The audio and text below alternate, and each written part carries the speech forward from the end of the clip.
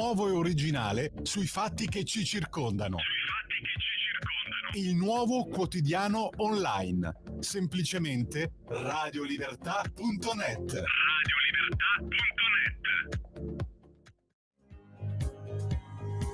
Va ora in onda la rassegna stampa.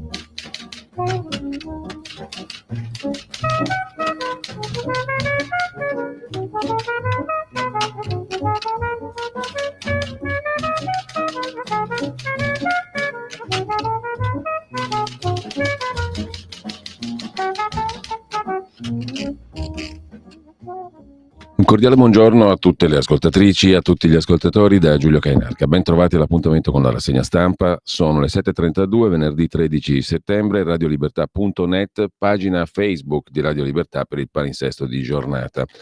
Prima pagina, anzi home page, dell'agenzia ANSA che si apre con la cronaca: incendio in un emporio cinese a Milano, vicino a Piazza Wagner, in via Cantoni.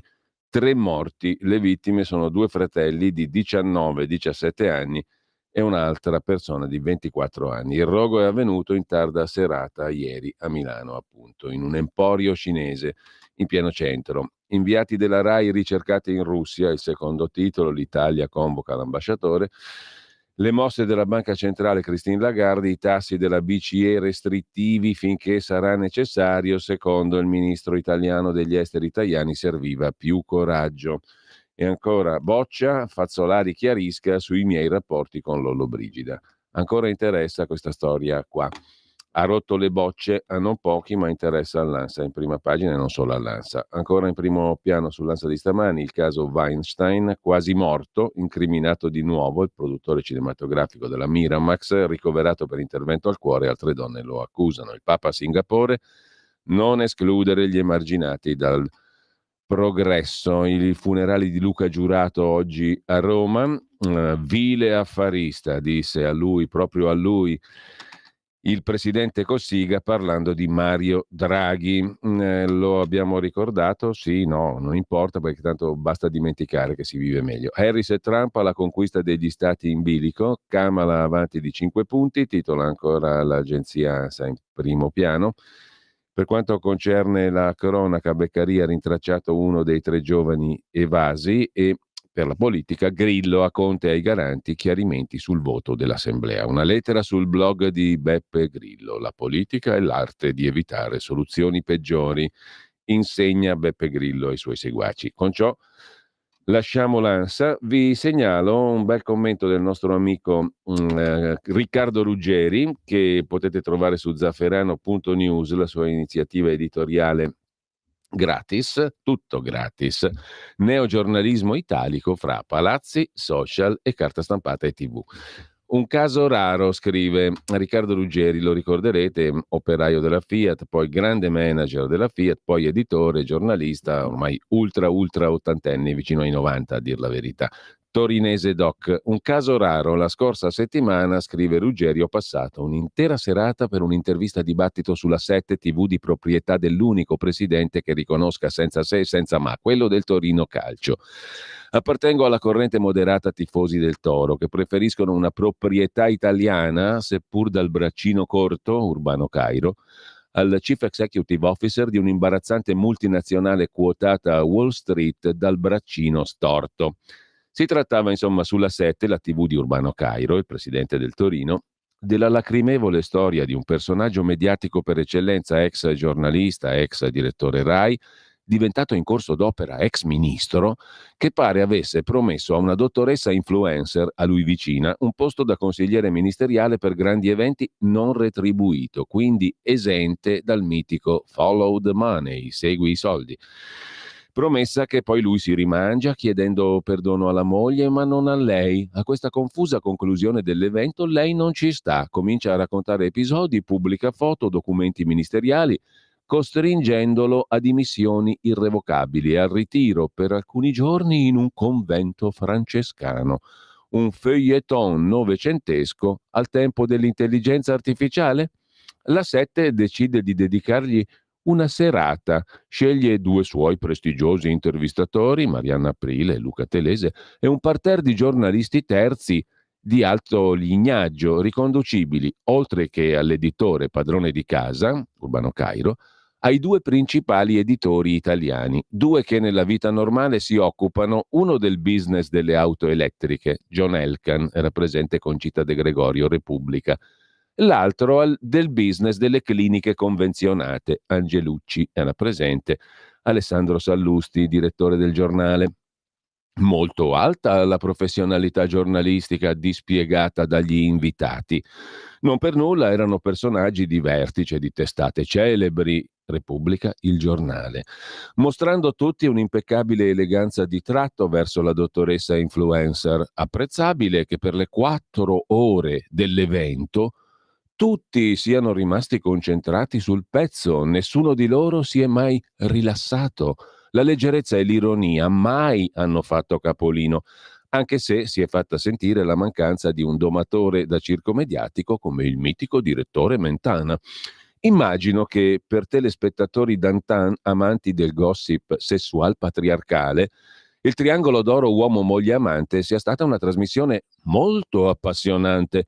Per me, esclusivamente interessato allo studio delle dinamiche dell'attuale evoluzione della nostra professione, in un neogiornalismo che si barcamena tra palazzi, crisi gestionali, social, politica politicante, è stata una serata culturalmente molto stimolante. Infatti me la sono goduta fino alla fine, trascurando sia l'Italia di Spalletti sia il tennis di Sinner. Grazie alla 7 ho colto, scrive Riccardo Ruggeri, un aspetto dello scenario in movimento del giornalismo anni 2020, dove per il solo fatto di rapportarci a eventi come questo o il prossimo che già si preannuncia, dicono quelli che sanno, molto più imbarazzante per il trio politica, magistratura, editori. Noi, editori giornalisti, siamo in difficoltà a capire addirittura cosa stiamo diventando. Né carne né pesce, né buoni né cattivi? Siamo sempre più chiusi nei nostri salotti redazionali, vivendo nella più bieca normalità, sognando improbabili scoop, timorosi di affrontare l'atmosfera pesante che grava sulla vita vera dei nostri concittadini, che poi è anche la nostra. E dai nostri lettori spettatori ci allontaniamo sempre più. I loro problemi, che sarebbero poi anche i nostri, non li capiamo più. Accettiamo che ci siano cinture sanitario-culturali verso quelli che le elite al potere hanno battezzato come deplorable, i deplorevoli, come disse Hillary Clinton, no? Cioè noi poveracci comuni, i nuovi paria del decadente Occidente, e noi l'accettiamo, terrorizzati di finirci dentro, senza capire che il ruolo successivo sarà quello dei capò, ci daranno qualche ruolo in un campo di concentramento, che bello. Il più elevato in grado nella gerarchia giornalistica della serata si è assunto la responsabilità della sintesi finale. 2 punti, virgolette, il caso Boccia San Giuliano non è chiuso. E così tutti noi, tirato un sospiro di sollievo, in nome di un sognato giornalismo da boutique, abbiamo potuto ritirarci nei nostri appartamenti notturni. E il giorno dopo ci siamo svegliati con il report sull'Europa del futuro di Mario Draghi, 328 pagine fresche di stampa. Mi sono buttato nella sua lettura. Applausi dal colto pubblico e dall'inclita guarnigione. Personalmente applausi a Riccardo Ruggeri, che gli dà la biada a tanti di quelli che leggiamo tutti i giorni come lucidità e come capacità di cogliere il nodo. È quello che volevamo fare in questa radio, fin dall'inizio, no? Uscire da quelle puttanate di eventi come quello di San Giuliano Boccia, uscire dai salotti redazionali e vivere nella bieca normalità, cioè raccontare la vita vera di noi, che siamo concittadini tra di noi, i nostri lettori spettatori dai quali ci allontaniamo sempre più, i loro problemi. Questo volevamo fare e questo vorremmo fare per il futuro con questa piccola radio che deve andare sempre di più nel popolo, tra il popolo, a sentire le esigenze del popolo, che è fatto di produttori e di lavoratori normali, normalissimi, che non stanno nei salotti redazionali che fanno vomitare. Lasciamo con ciò e con questa bellissima riflessione Riccardo Ruggeri.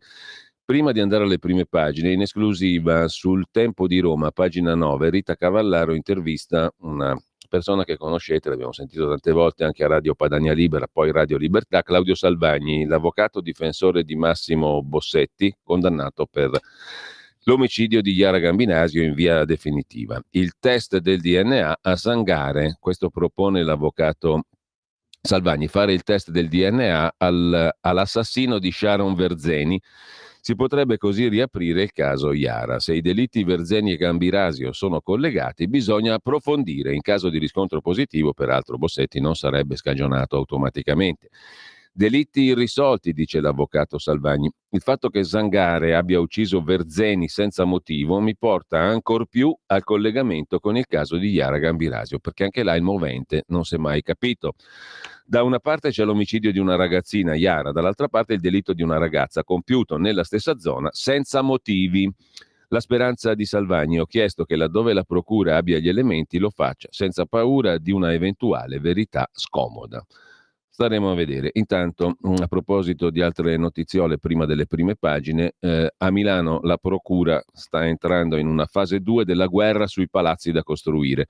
Le inchieste sull'urbanistica di Milano verso una nuova stagione, scrive Repubblica con Sandro De Riccardis. Il 26 settembre un giudice dovrà decidere se celebrare il dibattimento sulle torri di Via Stresa.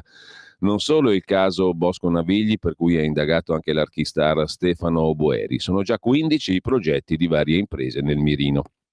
Però il governo sta cercando una soluzione, come racconta Gianni Barbacetto sul Fatto Quotidiano di oggi. Intanto, altra storia, da Milano a Torino, qui è ancora più brutta la storia perché c'è l'ombra della mafia.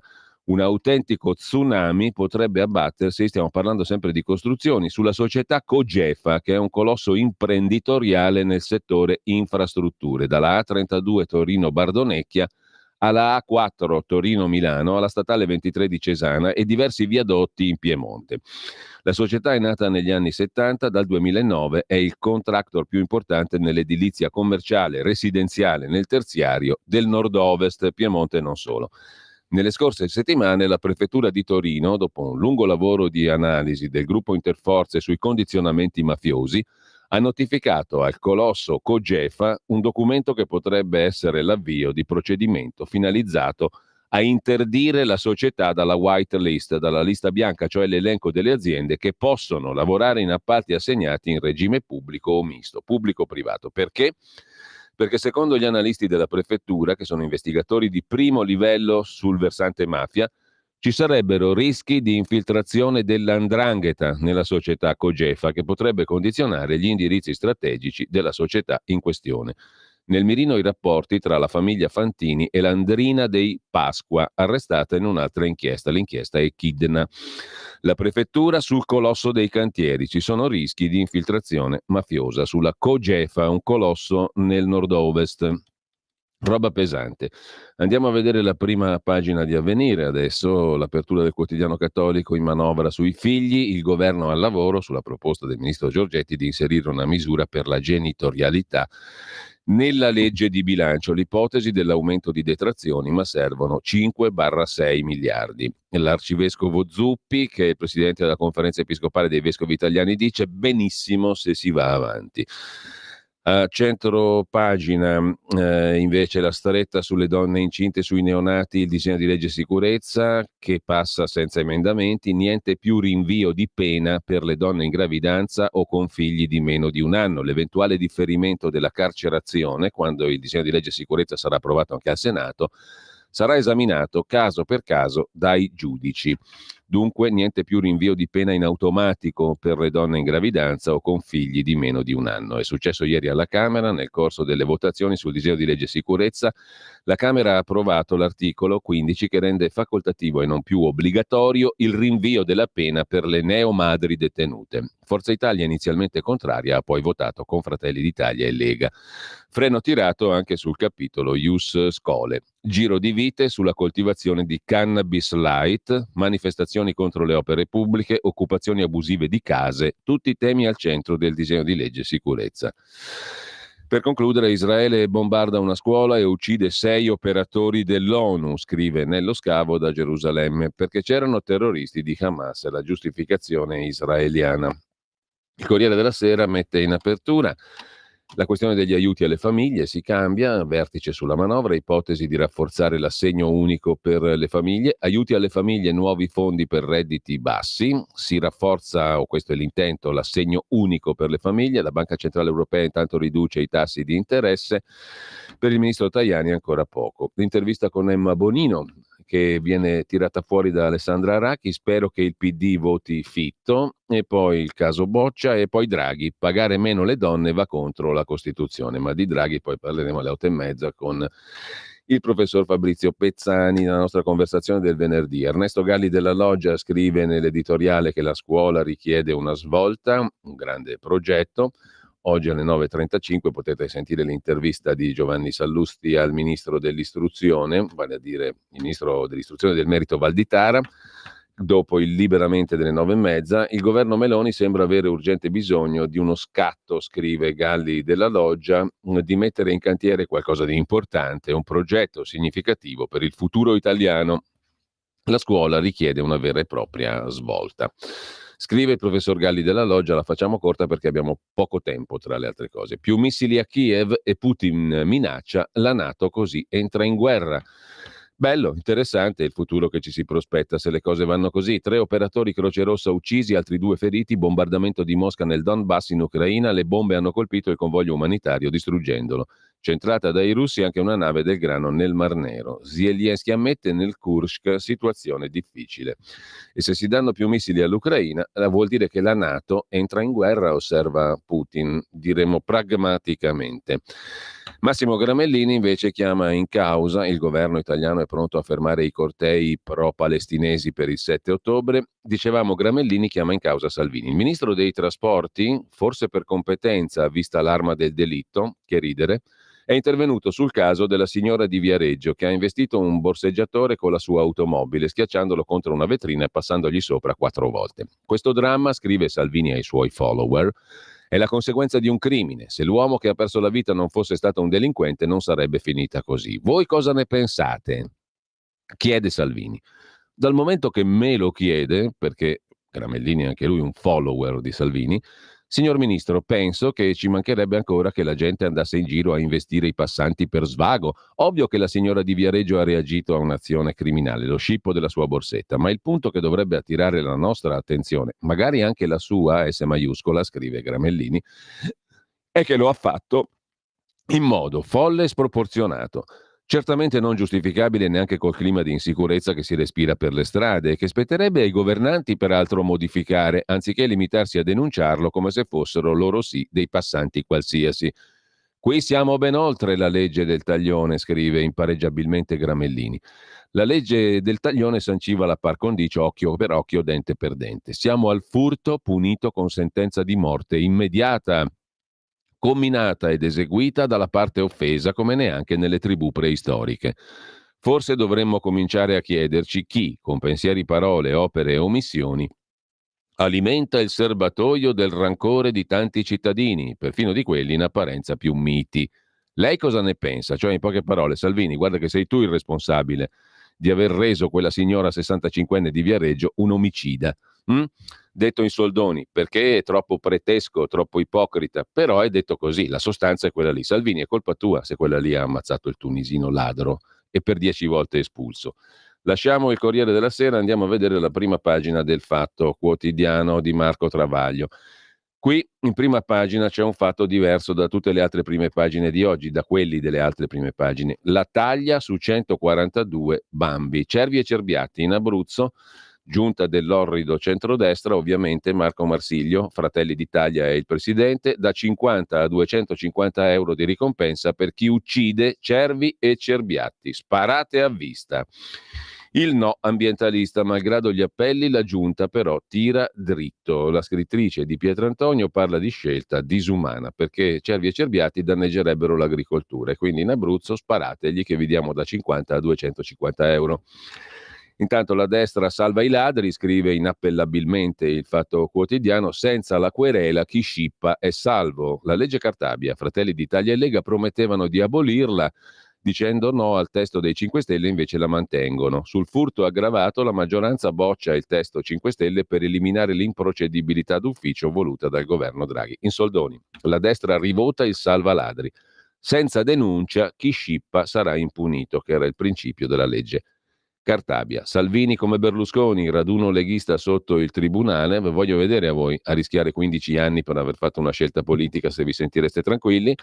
Io no, o pene meno Salvini presumo. Open Arms, Salvini come B punto, l'orrido, schifoso Berlusconi, scrive il Fatto Quotidiano. Raduna i suoi davanti al tribunale. E dove li dovrebbe radunare, visto che là si decide se dargli 15 anni o meno. Comunque, al di là di questo, casa Calderone, anche il lavoro è un affare di famiglia. Seconda puntata dell'amichettismo, sempre di destra, ma ci sarà anche la sinistra, promette il Fatto Quotidiano. Calderone e il marito, che si occupavano della stessa questione, il mondo del lavoro, hanno trasformato il Ministero del Lavoro in un affare di famiglia, scrive Franz Baraggino a pagina 5 del Fatto Quotidiano. Moglie ministra, marito dopo di lei presidente del Consiglio Nazionale Consulenti del Lavoro, nello staff del Ministero quasi tutti vengono dal loro circolo.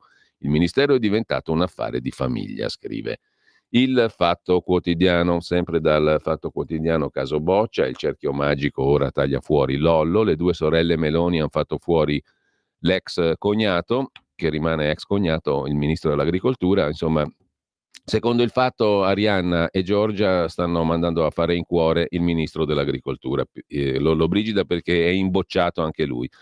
Torna il nucleare, 135 milioni in ricerca, la nuova società, e poi ragazzi è la rivincita di Decio Cavallo. Ve lo ricordate il mitico sketch di Totò con Decio Cavallo che voleva comprare la fontana di l'italo americano che torna a Roma e vuol comprare la fontana di Trevi e Totò si spaccia per il proprietario e si fa dare i soldi. È la rivincita, scrive Gianluca Roselli, di Decio Cavallo, perché la notizia magnifica l'ha data l'assessore al turismo del comune di Roma. Far pagare ai turisti un biglietto di 2 euro per vedere la fontana di Trevi. Non sarà la soluzione all'iperturismo o overtourism, ma almeno tuteliamo il decoro del monumento. Insomma, è l'idea che ebbe Totò. Lui la voleva vendere, questi fanno pagare la visione della fontana. Comunque c'è nello sketch proprio questo, no? Arriva l'italo americano, dice la fontana è mia, dovete pagare 2 euro per fare la foto.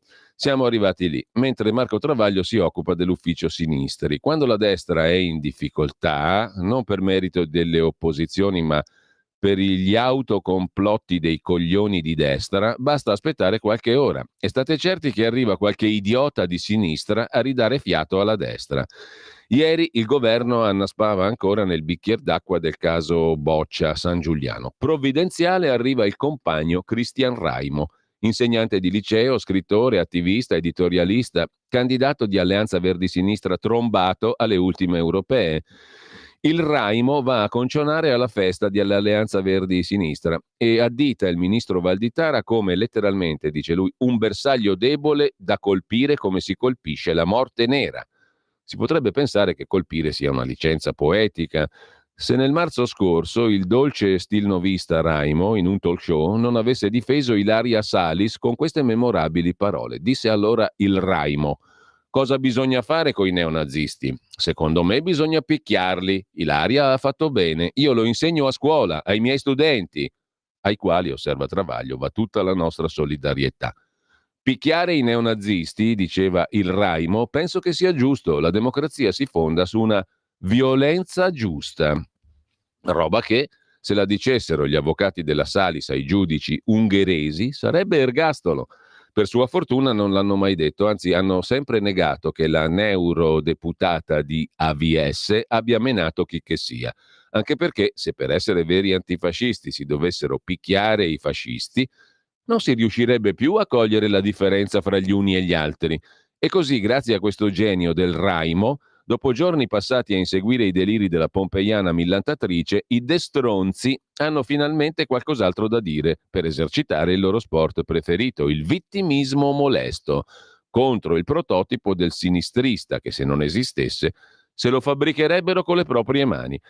Non bastando lui, conclude Travaglio, c'è pure chi fa di tutt'erba un fascio nel giro di vite governativo contro chi protesta in piazza e occupa abusivamente case destinate al domicilio altrui, peraltro già punito dalla legge. Il diritto di protestare pacificamente è sacrosanto, osserva il direttore del Fatto. Ogni legge che lo limiti e lo vieti è indecente, ma quello di occupare case destinate a chi ne ha diritto, il proprietario o l'affittuario, l'assegnatario per quelle popolari, non esiste in nessun paese del mondo il diritto di occupare case a chi ne ha diritto. Si può, anzi si deve, contestare lo sgombero immediato per morosità incolpevole di chi non ha un altro tetto, purché sia chiaro che il diritto alla casa non è quello di entrare in casa d'altri, a meno che non sia la casa delle libertà di Corrado Guzzanti. Lo sketch di Corrado Guzzanti dove diceva qui facciamo quel cazzo che ci pare perché è la casa delle libertà. Andiamo a vedere il giornale. Il giornale apre con la BCE che taglia i tassi, ma è solo un brodino, ma soprattutto con Salvini e aria di condanna. Vedremo dopo l'intervista a Riccardo Molinari che di questo parla. Alla vigilia del processo Open Arms, il capogruppo della Lega alla Camera avverte a un precedente pericoloso. L'appalto dato ai fratelli all'insaputa del presidente Emiliano in Puglia, poltrone e sofà, giustamente in Puglia. I fratelli hanno fornito di sofà la regione e il presidente della regione non sapeva che i suoi fratelli avessero vinto l'appalto. Può accadere.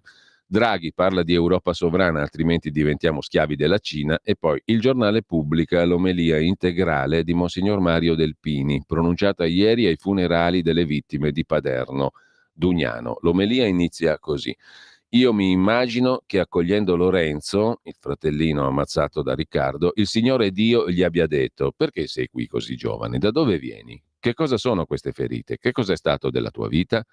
E mi immagino che Lorenzo abbia risposto: sono qui a causa di mio fratello, il mio fratello grande, il mio fratello intelligente. È stato lui che ha interrotto il mio incubo notturno mentre avevo l'impressione di essere inseguito da un mostro e mi sarei svegliato, penso, come al solito spaventato e rassicurato di essere ancora vivo. Ma in quella notte non mi sono svegliato a causa di mio fratello, il mio fratello grande, il mio fratello intelligente. E il Signore Dio ha chiesto a Lorenzo: che cosa è stato della tua vita? Che cosa sarà della vita di tuo fratello senza di te? Io mi immagino, ha detto ancora l'arcivescovo di Milano Delpini, che Lorenzo abbia risposto: ecco, la mia vita è stata un inizio, la mia vita è stata un sogno, forse qualcuno dirà che la mia vita è stata un niente, ma invece io voglio essere un inno alla vita, voglio vivere in eterno e voglio cantare alla vita, alla sua bellezza, alle sue promesse. Io voglio cantare la vita, anche per quelli della mia età che vivono tristi, arrabbiati e pessimisti. Io voglio cantare la poesia della vita, degli amici, del diventare grande e del coltivare speranze. Mio fratello mi ha impedito di diventare grande e inseguire sogni, ma continuo a vivere in questa gloria della tua casa, Signore, e voglio cantare l'incanto dell'amore, con lo stupore del pensiero, il coraggio della fatica. Come farà senza di me Riccardo, il mio fratello grande, il mio fratello intelligente? Ecco, io voglio stargli vicino sempre, voglio consolare le sue lacrime, voglio calmare i suoi spaventi, voglio sperare con lui e per lui. Ecco, sono vivo e voglio cantare la vita, perché sono qui con te, Signore Dio. Così inizia. E poi si immagina l'arcivescovo Delpini che accogliendo Daniela, la mamma, il Signore le abbia detto: perché sei qui? E questa è la struttura, l'ossatura del discorso di Monsignor Delpini per il funerale delle vittime di Riccardo Paderno Dugnano. Devo dire molto bello, secondo me. Mentre il giornale mette in prima pagina anche il caso della giornalista Rai Stefania Battistini nella lista dei ricercati russi, Grillo contro Conte, è una truffa politica, faida nei 5 Stelle. E con questo lasciamo il giornale, facciamo una piccolissima pausa, quella delle 8, e poi torniamo subitamente in rassegna stampa. La tua radio è il nuovo sito che mette in prima pagina opinioni, firme, notizie, uno sguardo nuovo e originale sui fatti che ci circondano. Il nuovo quotidiano online. Semplicemente radiolibertà.net. In quanti ti promettono trasparenza, ma alla fine ti ritrovi sempre con la bocca chiusa e non puoi dire quello che pensi? Radio Libertà non ha filtri né censure. Ascolta la gente e parla come la gente. Prima pagina del Tempo di Roma, ladre e incinte, niente sconti, se condannate per furto restano in cella. Approvato in aula l'articolo 15, disegno di legge sicurezza. Poi Fontana di Trevi a pagamento, Totò e Decio Cavallo, l'ex ministro dice sono polli da spennare. Parla l'ex ministro Giancarlo Centinaio, leghista. Dal Tempo passiamo a Repubblica, titolo d'apertura, professori ultimi della classe, abbiamo scoperto l'acqua calda, l'Ocse certifica che il salario dei nostri insegnanti è in fondo alla graduatoria dei paesi più industrializzati. Ma dai, Elly Schlein dice meritano dignità sociale, sono sottopagati perché questa destra non crede nel futuro del paese, mentre invece quando ha governato la sinistra gli stipendi degli insegnanti sono andati su alle stelle in una maniera esagerata. Intanto sforbiciata BCE sui tassi, giù dello 0,25%. Starmer, il premier britannico da Biden per il sì all'Ucraina sul lancio di missili nel territorio russo. Viva la guerra mondiale, peraltro, no, Robetta? La Stampa mette in prima pagina i tassi, governo contro la BCE, essere studenti a Gaza, il liceo del Made in Italy che è un flop, snobbato dai ragazzi e bloccato dai giudici, l'economista liberale liberista Serena Sileoni per cui la natalità si rilancia, indovinate un po' la novità, solo con gli immigrati, non l'avevamo mai sentita, questa è una novità assoluta, specie per chi si professa liberal liberista. Dopodiché abbiamo la scuola lavoro che ha ucciso mio figlio, la testimonianza di Maria Elena Dentesano, però insomma, non è la norma per fortuna.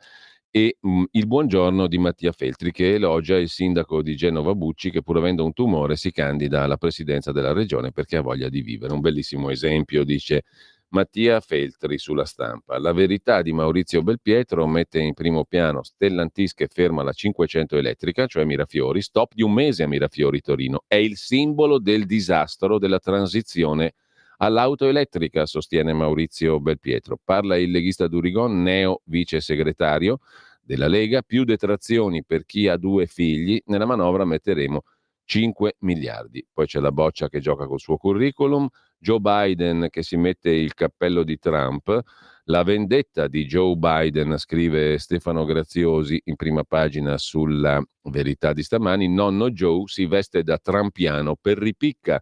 La scena di Biden che mette un cappello pro-Trump diventa virale. La Casa Bianca commenta gesto d'unità bipartisan. Una precisazione non richiesta che sembra voler nascondere l'astio di Joe Biden per il suo partito dopo essere stato silurato. Mancava solo che lo tenessero lì ancora.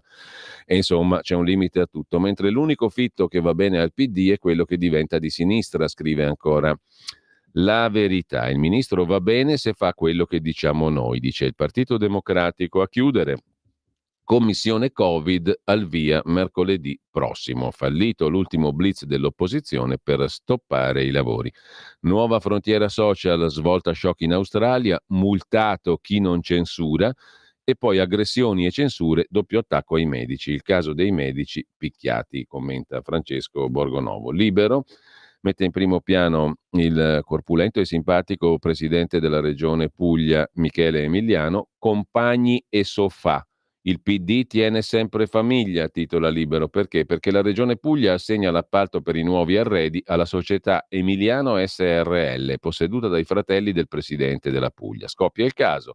La difesa dice c'era sfuggita l'omonimia. Il presidente si dice completamente ignaro del tutto.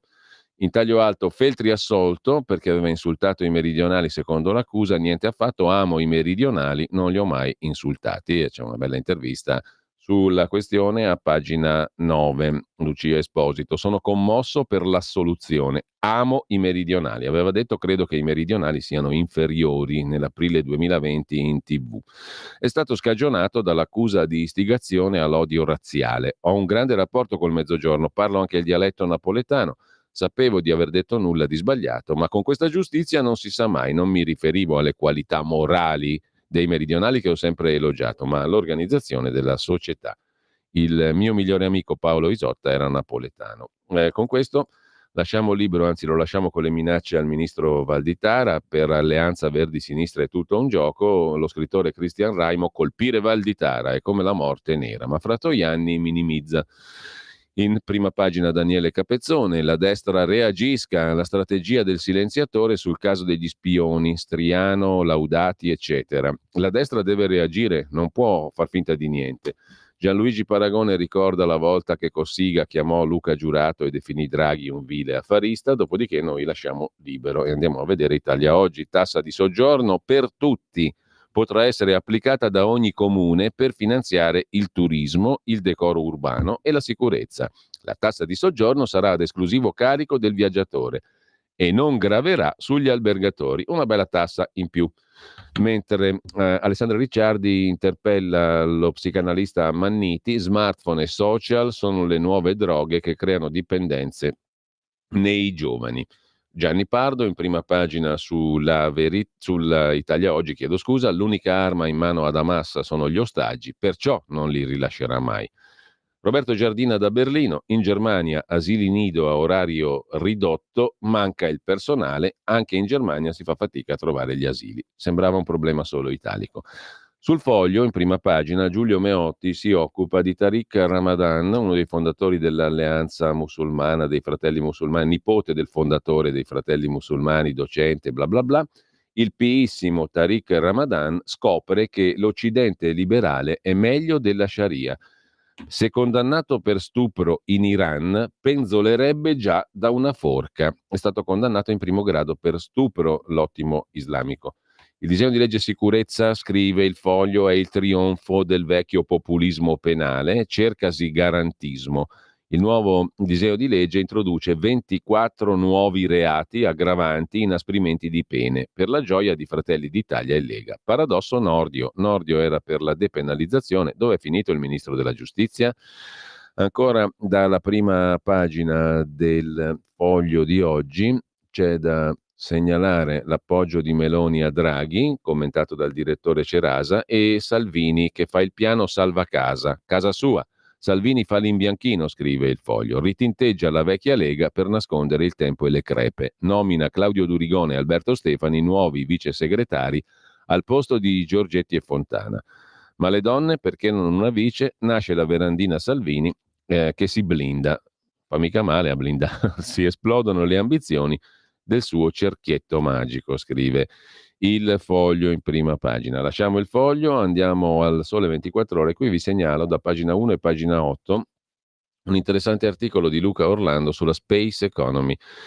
Pare che ci siano 7 miliardi che il governo mette a disposizione per questo settore dell'economia, dagli Stati Generali di Torino e Milano, il rilancio della strategia nazionale per l'economia spaziale, la ricerca spaziale e via dicendo. Il ministro Urso ha detto che vogliamo diventare leader. Questo è uno dei settori del futuro per il Made in Italy.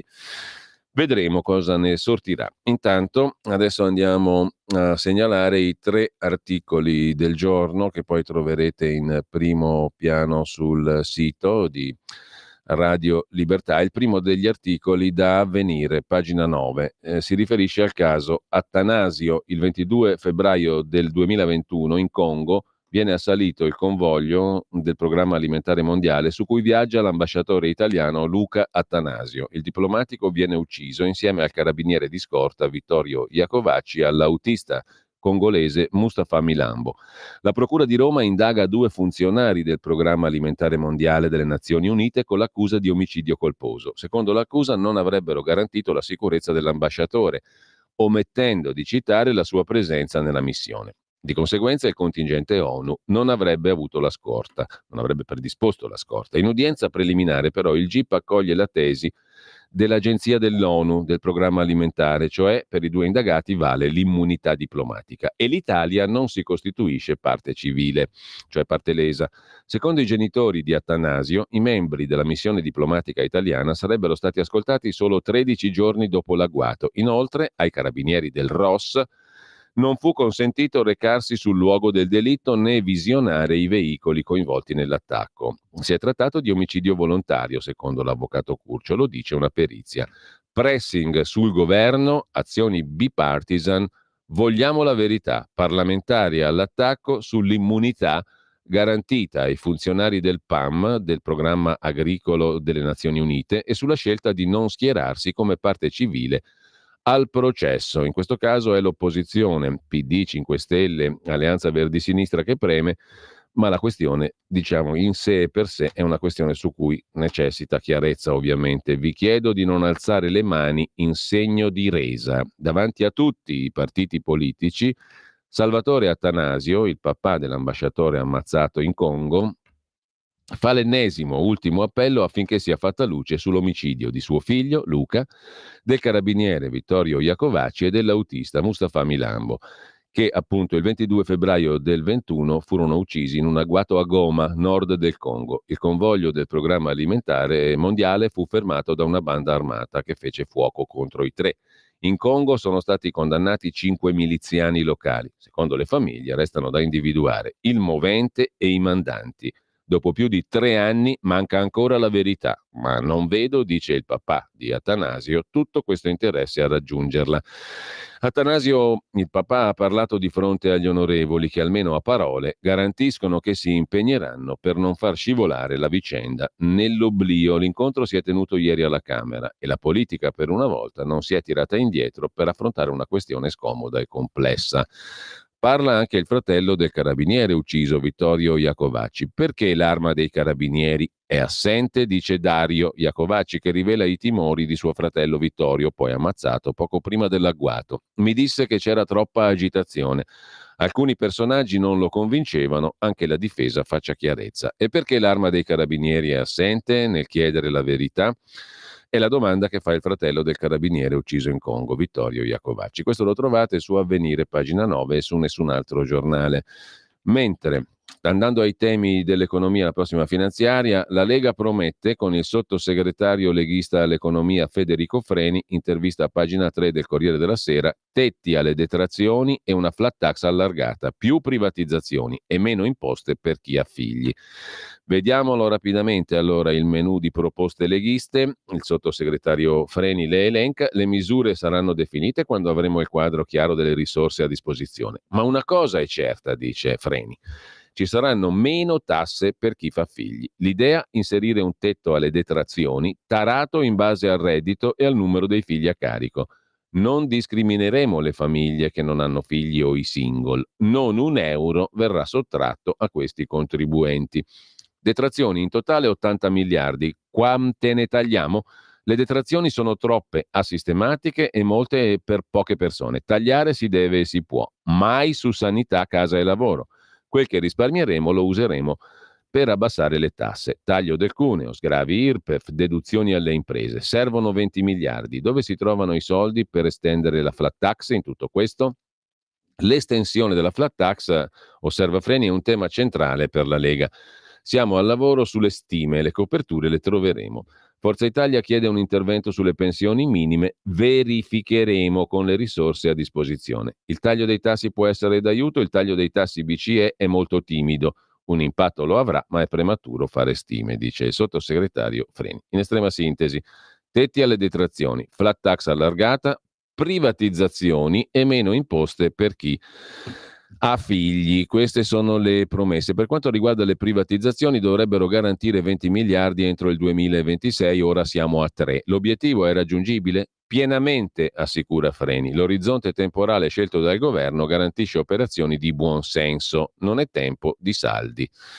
Così promette il sottosegretario all'economia. Sull'altro tema di cui abbiamo parlato prima, ed è il terzo articolo di oggi, c'è da segnalare un'altra intervista, l'intervista di Oara Borselli a pagina 5 del giornale al capogruppo della Lega alla Camera, Riccardo Molinari. Processo politico a Salvini, ma non reagiremo a condanne. Domani a Palermo il pubblico ministero pronuncia la requisitoria, l'accusa contro Matteo Salvini e anche la richiesta di pena.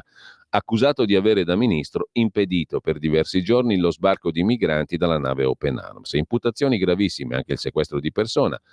Pena possibile fino a 15 anni di galera. E il giornale ne parla con Riccardo Molinari.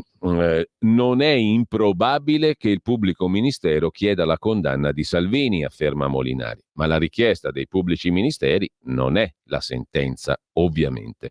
Stiamo parlando di un processo politico, osserva Molinari. È stato possibile solo grazie all'autorizzazione a procedere concessa dalla maggioranza giallorossa, PD 5 Stelle, mentre poco tempo prima era stata negata l'autorizzazione per il blocco di un'altra nave, la Diciotti, perché si valutò che le decisioni del ministro erano decisioni politiche legittime che coinvolgevano tutto il governo. La linea del governo giallo-verde, governo Conte 1, era chiarissima: tenere in stand-by le navi coi migranti finché non si otteneva dall'Europa un piano per la redistribuzione dei migranti nei vari paesi europei. Se arrivasse la condanna, la Lega reagirebbe? Assolutamente no. Siamo per la distinzione, dice Molinari, dei poteri. Ci piacerebbe che la magistratura non si intromettesse nelle competenze del potere di governo, ma non saremo certo noi a intrometterci nelle competenze del potere giudiziario. Noi ci limitiamo a dire che ci troviamo di fronte a un caso di processo politico che non ha uguali né precedenti a livello europeo. Processare un ministro perché ha esercitato le sue funzioni di ministro per contrastare l'immigrazione clandestina è una cosa assurda. È un precedente molto pericoloso, osserva ancora Molinari. Pericoloso per tutti, mica solo per la Lega. Se dovesse passare il principio per cui la magistratura può sindacare e giudicare le linee politiche di un governo o di un'amministrazione, diventerebbe per tutti molto difficile esercitare la funzione di governo. Per i ministri c'è già una garanzia: occorre l'autorizzazione a procedere, in mancanza della quale la magistratura si deve fermare. Qui c'è il fatto che la sinistra ha deciso di dare via libera alla magistratura. Se il Parlamento avesse valutato correttamente l'autorizzazione a procedere, non ci sarebbe stata e neanche questo processo. Il Parlamento diede il via libera al processo contro Salvini. Alcuni partiti garantisti si schierarono a favore delle procure. Questo oscillare tra garantismo e giustizialismo è pericoloso, osserva Molinari. Sta emergendo che questi partiti sono garantisti soltanto quando il problema riguarda loro.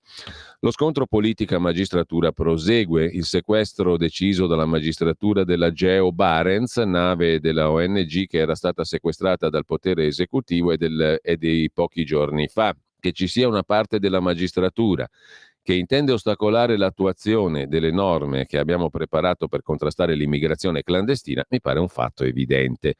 Intanto il governo ha resuscitato i decreti Salvini, osserva Molinari, e finalmente abbiamo meno 60% di sbarchi.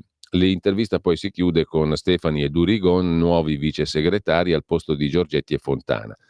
Un fatto formale già annunciato. Auguri ai due nuovi vice segretari, dice Molinari. Al vertice con Salvini abbiamo parlato di politica e disegno di legge sicurezza, che è una battaglia della Lega. E poi Pontida, 6 ottobre, cadrà dopo l'avvio delle trattative per l'autonomia alle 4 regioni del nord. Sarà la Pontida che celebra un successo della Lega. Detto per inciso, sul processo a Salvini, in caso di condanna scatta anche in primo grado la legge Severino, per cui ti devi dimettere da tutti i ruoli pubblici, ministeriali e parlamentari. Capito? Processo politico a Salvini, ma non reagiremo a condanne, dice Riccardo Molinari al giornale. Detto questo, vi segnalo, dopo aver visto le prime pagine, velocemente anche alcuni commenti, poi vediamo altri articoli. Su Italia Oggi c'è da segnalare un bel commento di Filippo Merli a pagina 2 sulla cittadinanza, non per gli immigrati tout court, ma per le imprese guidate da immigrati, al di là di Ius Soli e Ius Scole. Abbiamo un boom di imprese gestite dai migranti, sono cresciute del 42%. Dalla CNA, Confederazione Artigiani della Lombardia, arriva un appello per riconoscere i nuovi cittadini italiani, cioè gli imprenditori stranieri che con le loro aziende sono parte integrante del tessuto economico nazionale. Sempre su Italia Oggi, una interessante conversazione di Paolo Rossetti a pagina 4 con Marcello Foa, giornalista, docente universitario, già presidente Rai e ora conduttore su Rai Radio 1.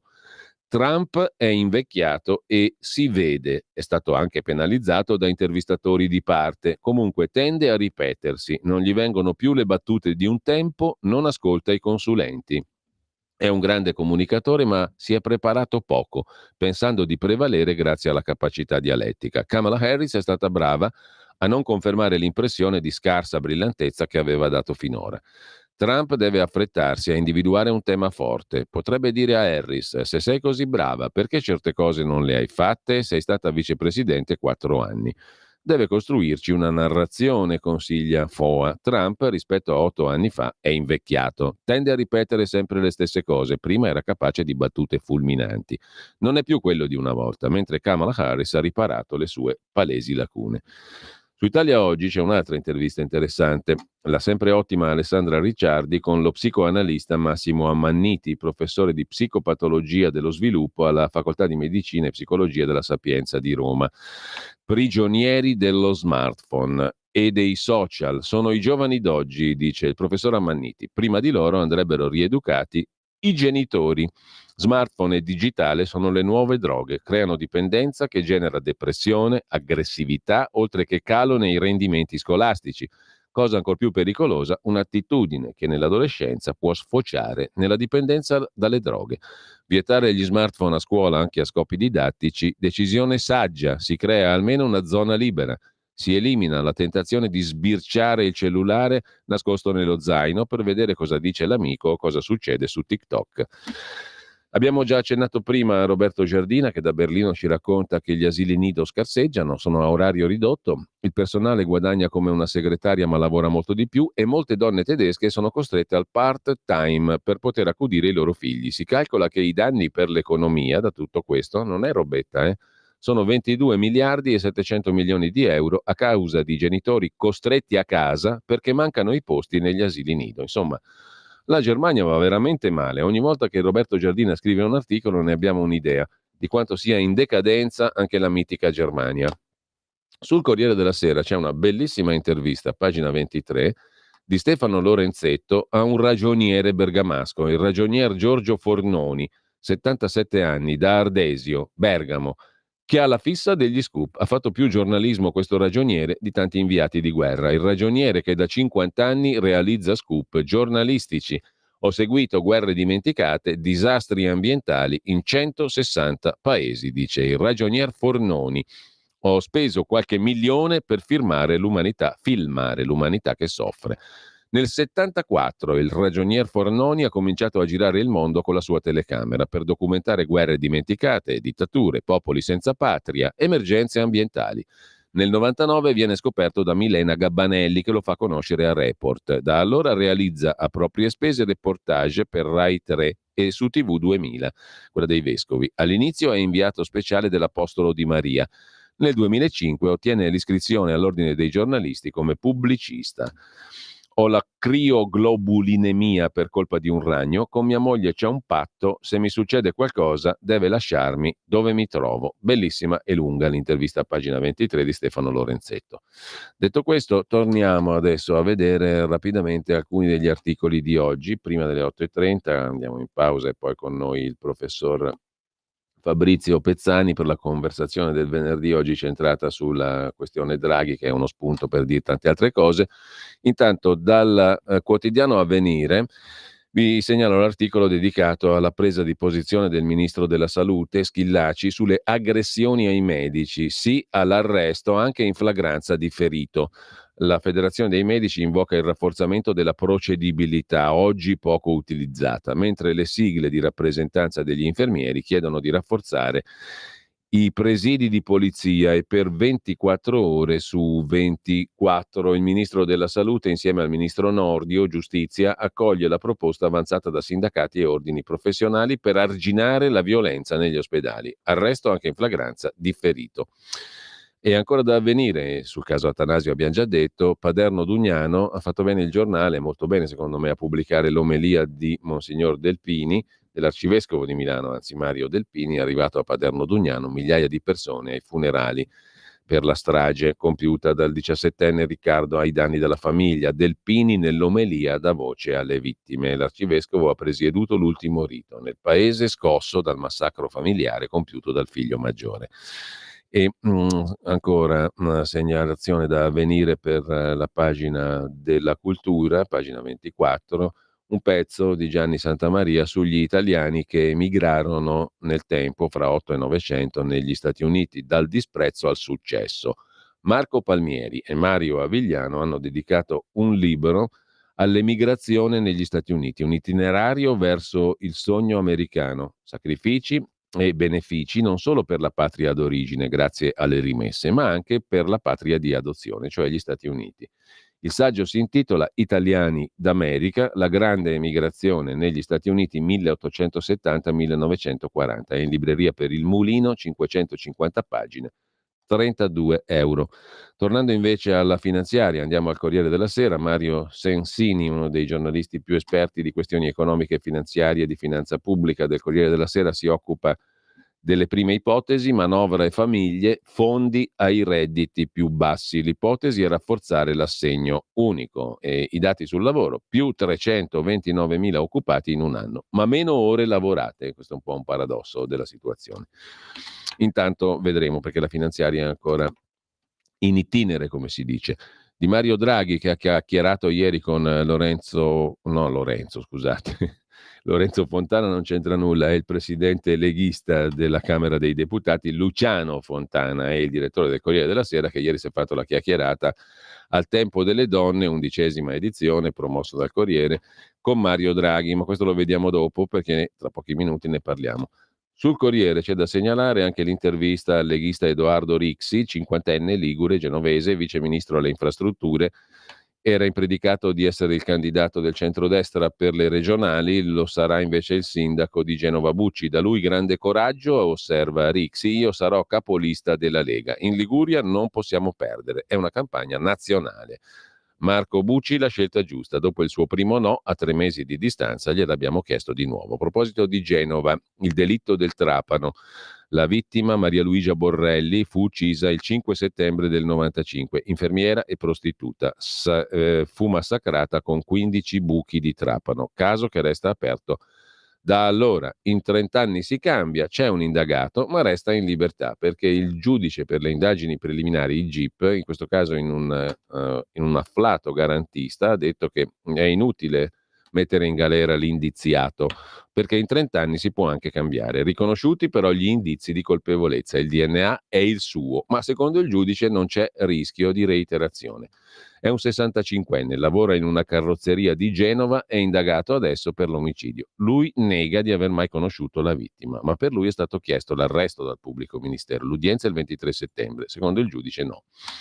L'appello della PM al riesame richiama il caso di Iara e l'arresto di Bossetti 4 anni dopo, e aggiunge: anche costui potrebbe uccidere ancora perché ha un'indole violenta, ma secondo il GIP no, perché in 30 anni si cambia.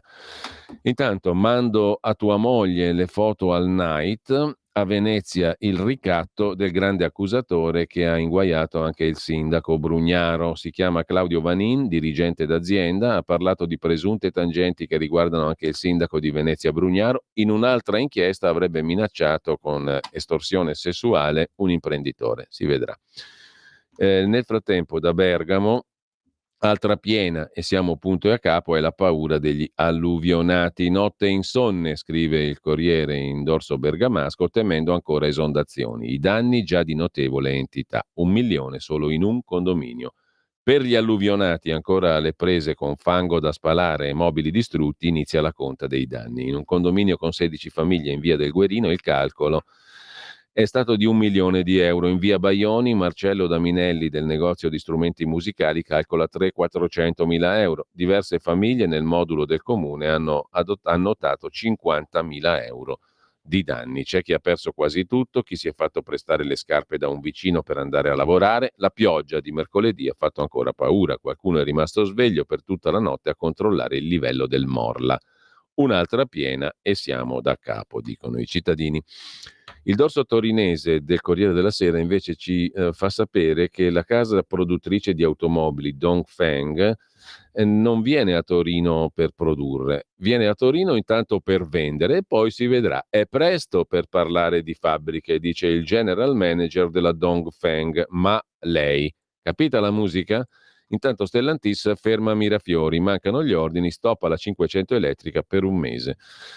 Gianni Barbacetto sul Fatto Quotidiano si occupa nella rubrica nordisti del Salva Grattacieli. Il condono arriva in Parlamento, il Salva Grattacieli di Milano. Sono in corso alla Camera le audizioni sulla norma Salva Milano, fortemente voluta da Matteo Salvini. Questa volta la Salva Milano diventa una proposta di legge firmata dai parlamentari di 4 partiti: Fratelli d'Italia, Lega, Forza Italia, Noi Moderati. Il testo è stato concordato e discusso riservatamente, sorpresa sorpresa, niente meno che con Giuseppe Sala, il sindaco di Milano. È il punto d'approdo, sentenzia Barbacetto, dell'inciucio Sala-Salvini per salvare le costruzioni ritenute abusive dalla Procura di Milano e chiudere con un bel colpo di spugna le inchieste dei magistrati milanesi. Inciucio, denunzia il Barbacetto. La proposta di legge Salva Milano è stata concordata con Sala. Ci fermiamo un attimo. Vortice ciclonico in transito sul nostro paese dispenserà ancora delle piogge nel corso della giornata odierna. Al mattino precipitazioni maggiormente probabili sul Triveneto orientale, sul medio e alto Adriatico, nonché sul basso Tirreno. Più asciutto altrove, ma sempre con presenza di molte nubi.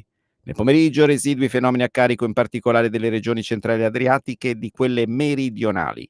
Crollo termico, arriva l'autunno. Per ora è tutto da ilmeteo.it, dove il fa la differenza anche nella nostra app. Un saluto.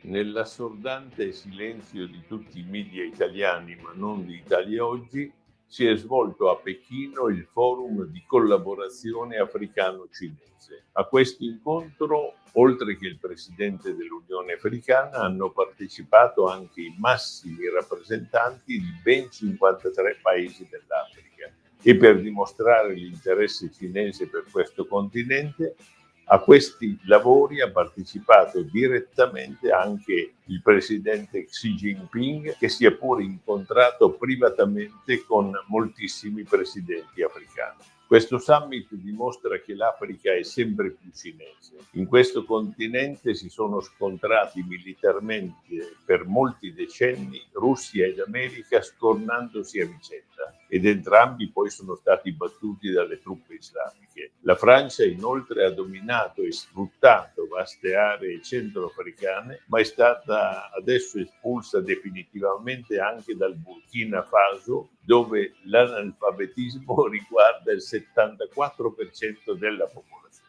La Cina invece ha costruito autostrade, ferrovie, centrali elettriche, dighe e ha acquistato come contromercato materie prime strategiche.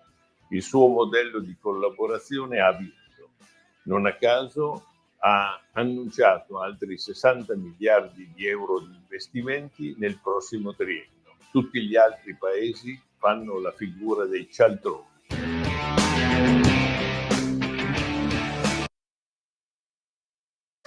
Un nuovo modo per sostenere la tua radio. Visita radiolibertà.net. Ti basta un click e potrai versare il tuo contributo volontario direttamente online. Potrai donare con ogni tipo di carta di credito, anche prepagata. Ti aspettiamo online Su radiolibertà.net. Sostieni la tua radio con il tuo contributo volontario. Radio Libertà. La tua radio. Diamo voce alla nostra gente.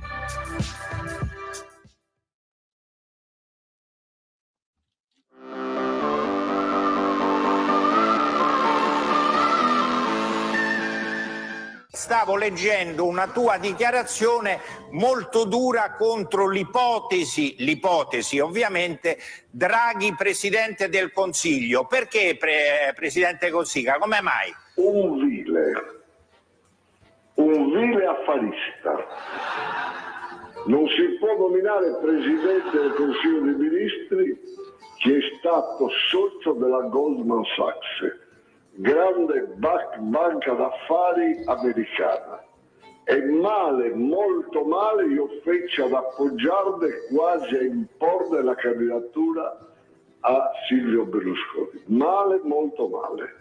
È il liquidatore, dopo la famosa crociera sul Britannia, dell'industria pubblica, la svendita dell'industria pubblica italiana quando era direttore generale del Tesoro. E immaginati che cosa farebbe la Presidente del Consiglio dei Ministri. Svenderebbe quel che rimane, Finmeccanica, l'ENI e certamente i suoi ex comparuzzi di Goldman Sachs. Allora, questa era l'opinione di Francesco Cossiga, presidente emerito della Repubblica, che ha raccontato tutto ciò in una mitica trasmissione condotta da Luca Giurato, i cui funerali si celebrano domani, mi sembra, a Roma, l'abbiamo letto prima in rassegna stampa. Un vile affarista, il liquidatore dell'industria pubblica italiana. Male, molto male ho fatto a caldeggiare con Berlusconi la sua nomina, che non deve mai diventare quella presidente del Consiglio, perché era l'ipotesi che diventasse Draghi presidente del Consiglio, cosa che poi è successa un bel po' di anni più tardi, in anni più recenti. Tutto questo per introdurre la nostra conversazione del venerdì con il professor Fabrizio Pezzani, professore emerito di economia dell'Università Bocconi. Tante altre cose si è occupato nella sua carriera, che non sto a riassumere, se no arriviamo alle 9 direttamente, professore. Intanto grazie per essere con noi. Io non so se nella sostanza tu condividi l'opinione di Francesco Cossiga. Tra l'altro Draghi all'epoca non querelò Cossiga, si limitò a prendere il tapiro d'oro, mi sembra, di Striscia la Notizia e finì lì.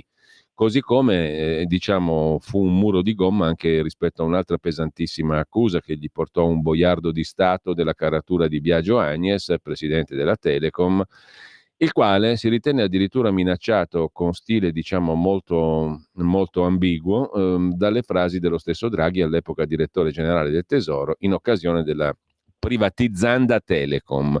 In sostanza ebbe paura Biagio Agnes perché Draghi fece riferimento alla famiglia. Gli disse, congedandolo dopo un incontro con Ciampi: ricordati che tieni famiglia, non ti opporre a dimetterti dalla presidenza Telecom perché noi la dobbiamo privatizzare.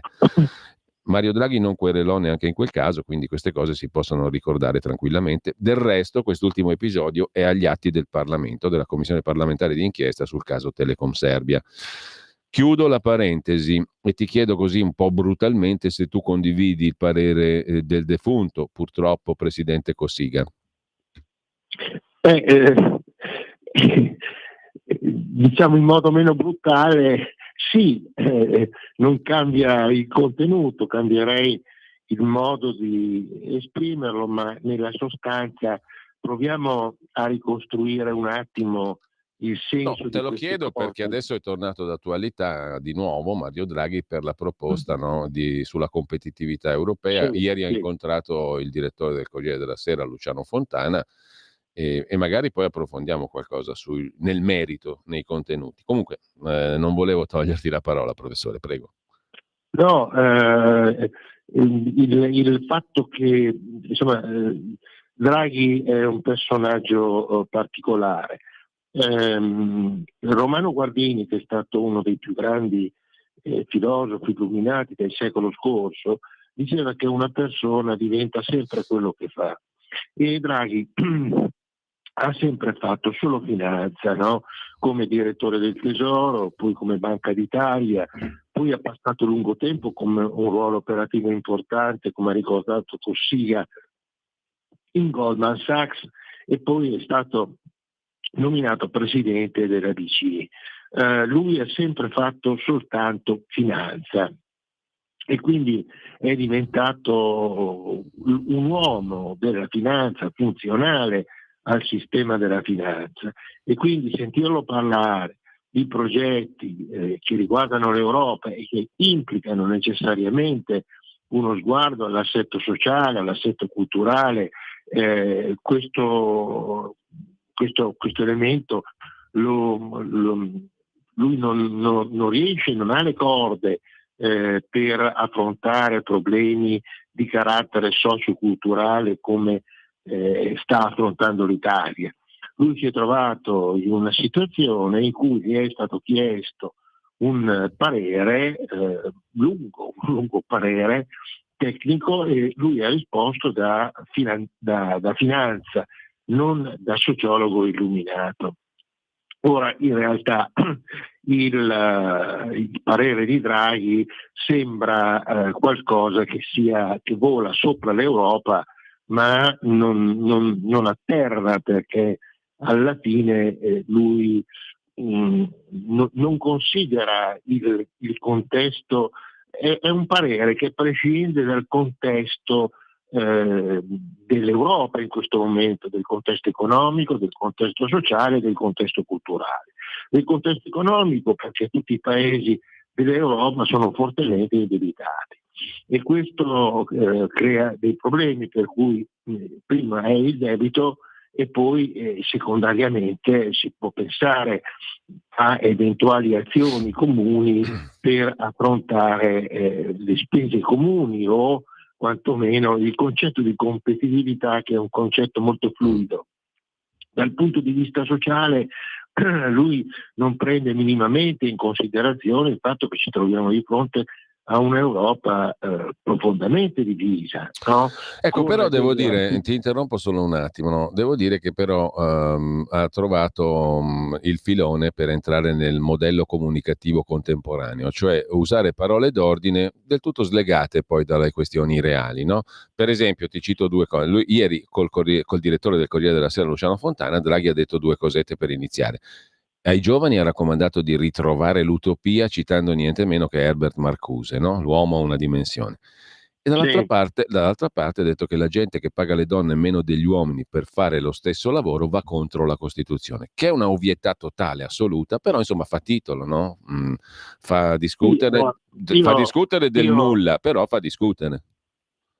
Fa discutere. Il problema vero è che fa discutere perché lui parla dei soggetti che sono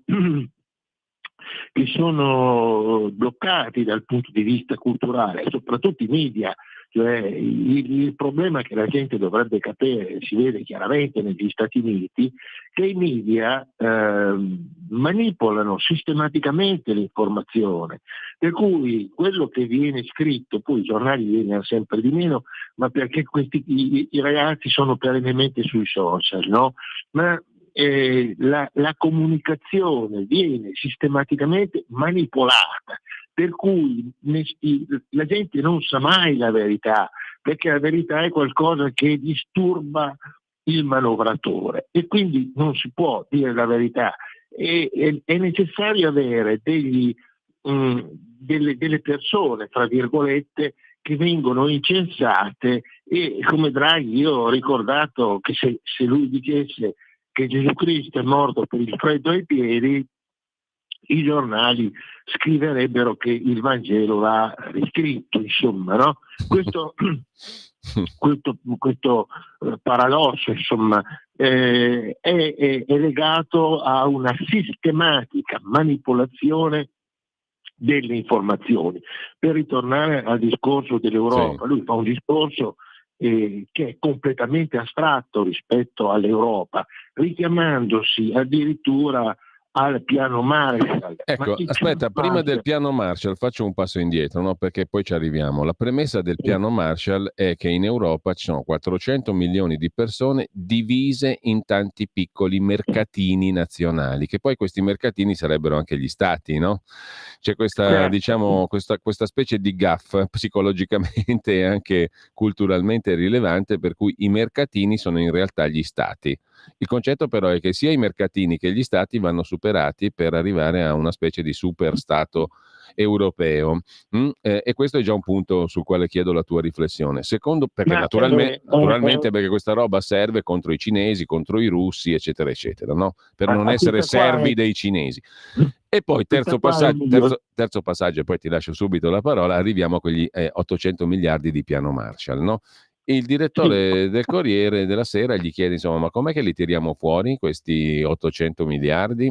E la risposta qui è duplice, perché Draghi dice: noi risparmiamo tanto, più degli americani, bisogna fare in modo che il mercato dei capitali sia integrato, cioè parrebbe di capire, li prendiamo dalle tasche dei risparmiatori, dei cittadini.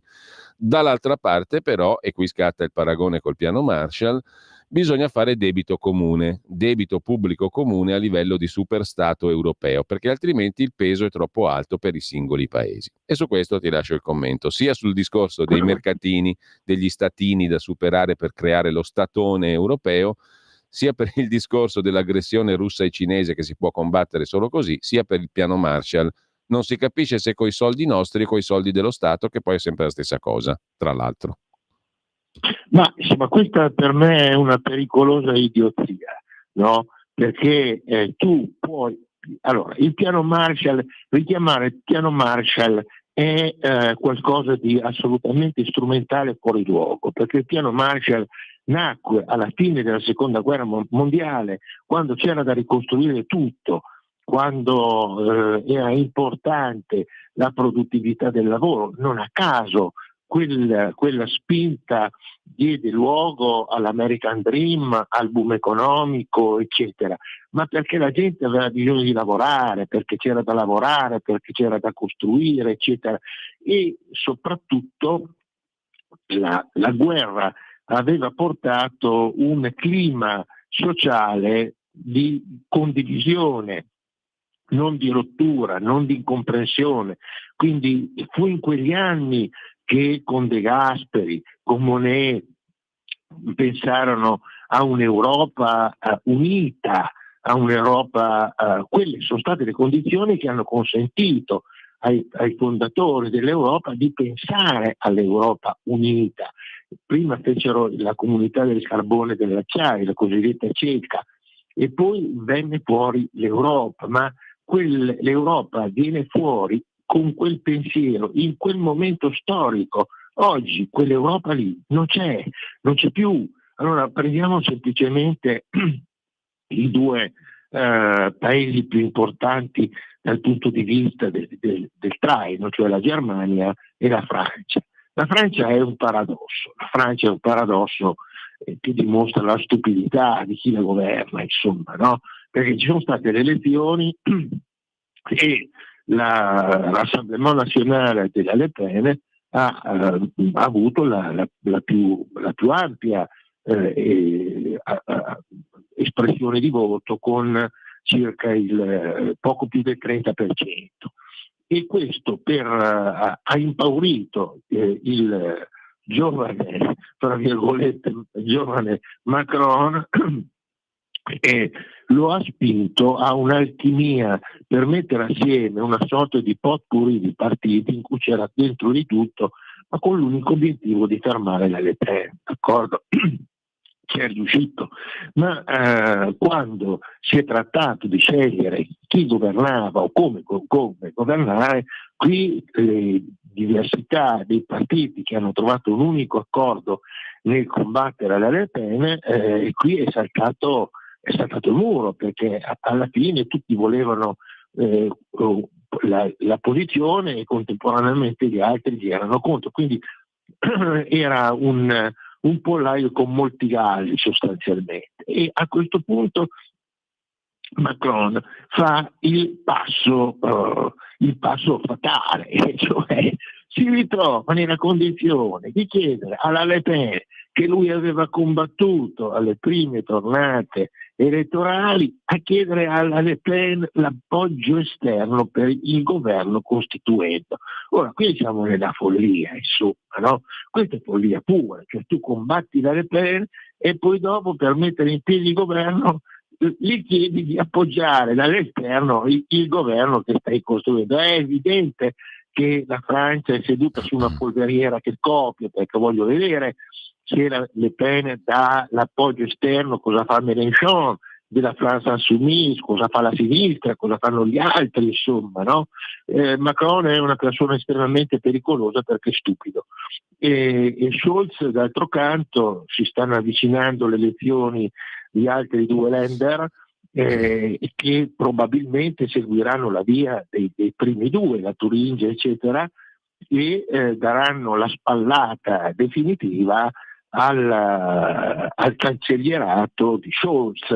Quindi è probabile che si vincono, come sulla scia degli altri due Länder, in Germania Scholz sia costretto, come hanno già chiesto, a dare le dimissioni. Ora, su questa realtà così complessa, Sì. così divisa, Draghi va a mettere un telo sopra, ignorando completamente il contesto socioculturale. Per cui tu cosa vai a fare? Un progetto in cui dici i fondi comuni. Allora, già queste espressioni, Sì. in un contesto di aspre divisioni, di conflitti esacerbanti, no? In una situazione in cui c'è un paradosso di asimmetria totale, perché chi comanda fondamentalmente l'Europa, e prendiamo la Francia, prendiamo la Germania, eccetera, non sono rappresentativi dell'elettorato in questo momento europeo. E quindi abbiamo questo paradosso. Allora, in una situazione di questo genere, come fai a pensare che tutti improvvisamente si mettano d'accordo per fare 800 milioni di debito? Ma qui è fuori dal mondo, insomma, no? Cioè è una visione di uno che vive in una realtà, tra virgolette, virtuale, e lui, come dire, ha fatto delle scelte e di cui deve sentirsi responsabile di queste scelte, insomma, no? E quando Cossiga accenna al Britannia, è vero, nel 92, quando ci fu la crisi con Amato, il prelievo sui conti correnti di notte, lui andò sul Britannia assieme a Prodi e a Ciampi, e tutti e tre svendettero le aziende italiane. Alcune erano prestigiose, non vennero vendute, vennero svendute, è un'altra cosa. Quindi la proposta di Draghi è una proposta come se si dicesse va bene, allora io penso che tutti debbano volare, che possano volare e che volino, per cui faremo degli aerei, piccoli aerei, per cui tutti si trasformano in persone volanti. Ecco, La professore, proposta di Draghi è completamente scardinata dal mondo reale. sentendoti parlare, ecco, mi veniva da ragionare in questi termini, perché in fondo noi, e tra l'altro Draghi nella chiacchierata che citavo prima col direttore del Corriere della Sera dice che il suo periodo più difficile è stato proprio quello del 92-93, quando fu direttore generale del Tesoro, no? E Cossiga lo accusava di avere svenduto lo svendibile. Ecco, quello fu il periodo più difficile, però è dal 92-93, mi veniva in mente mentre tu parlavi, che noi siamo stati totalmente assorbiti da questa visione delle cose completamente irreale, no? Che non tiene conto della realtà. Tu giustamente osservavi, secondo me, lo dico da osservatore, da cittadino, uso questo avverbio, giustamente osservavi che le differenze vanno tenute in conto perché fanno parte della realtà. Se tu pensi di passare sopra alle differenze che fanno parte della realtà come un rullo compressore, fai un disastro nel migliore dei casi, o comunque vai verso un autoritarismo dittatoriale che è il contrario della democrazia. Cioè io devo tener conto delle diversità, perché altrimenti, diciamo, impongo un qualcosa di autoritario in ogni campo, no? Economia, politica, eccetera. Allora è dal 92-93 che noi facciamo finta che le diversità, cioè la realtà, non esista. Siamo stati assorbiti da questa ortodossia europeista, economicista, mercatista, chiamiamola come vogliamo, che non mi pare che abbia prodotto dei grandiosi risultati, perché sotto il profilo economico stiamo mediamente tutti molto peggio di prima. Sotto il profilo politico c'è un'instabilità che fa paura, sotto il profilo istituzionale, insomma, meno male che non esistono istituzioni autoritarie a carattere europeo, perché saremmo in una specie di nuova Unione Sovietica, però si continua a dire che quella lì è la ricetta giusta. Allora, invece, che cos'è secondo te, professore? Ma te lo chiedo proprio come uno che le ha viste le amministrazioni pubbliche e che ha riflettuto sopra da accademico, da universitario. Che cos'è che impedisce di prendere atto della realtà? E la realtà è che l'Europa, se è bella perché è diversa. Non che deve essere uniformata, non che deve essere ridotta a una cosa sola che non sarà mai. Ce l'hai appena detto tu, ma è impossibile mettere insieme tutte queste diversità per renderle uniformi.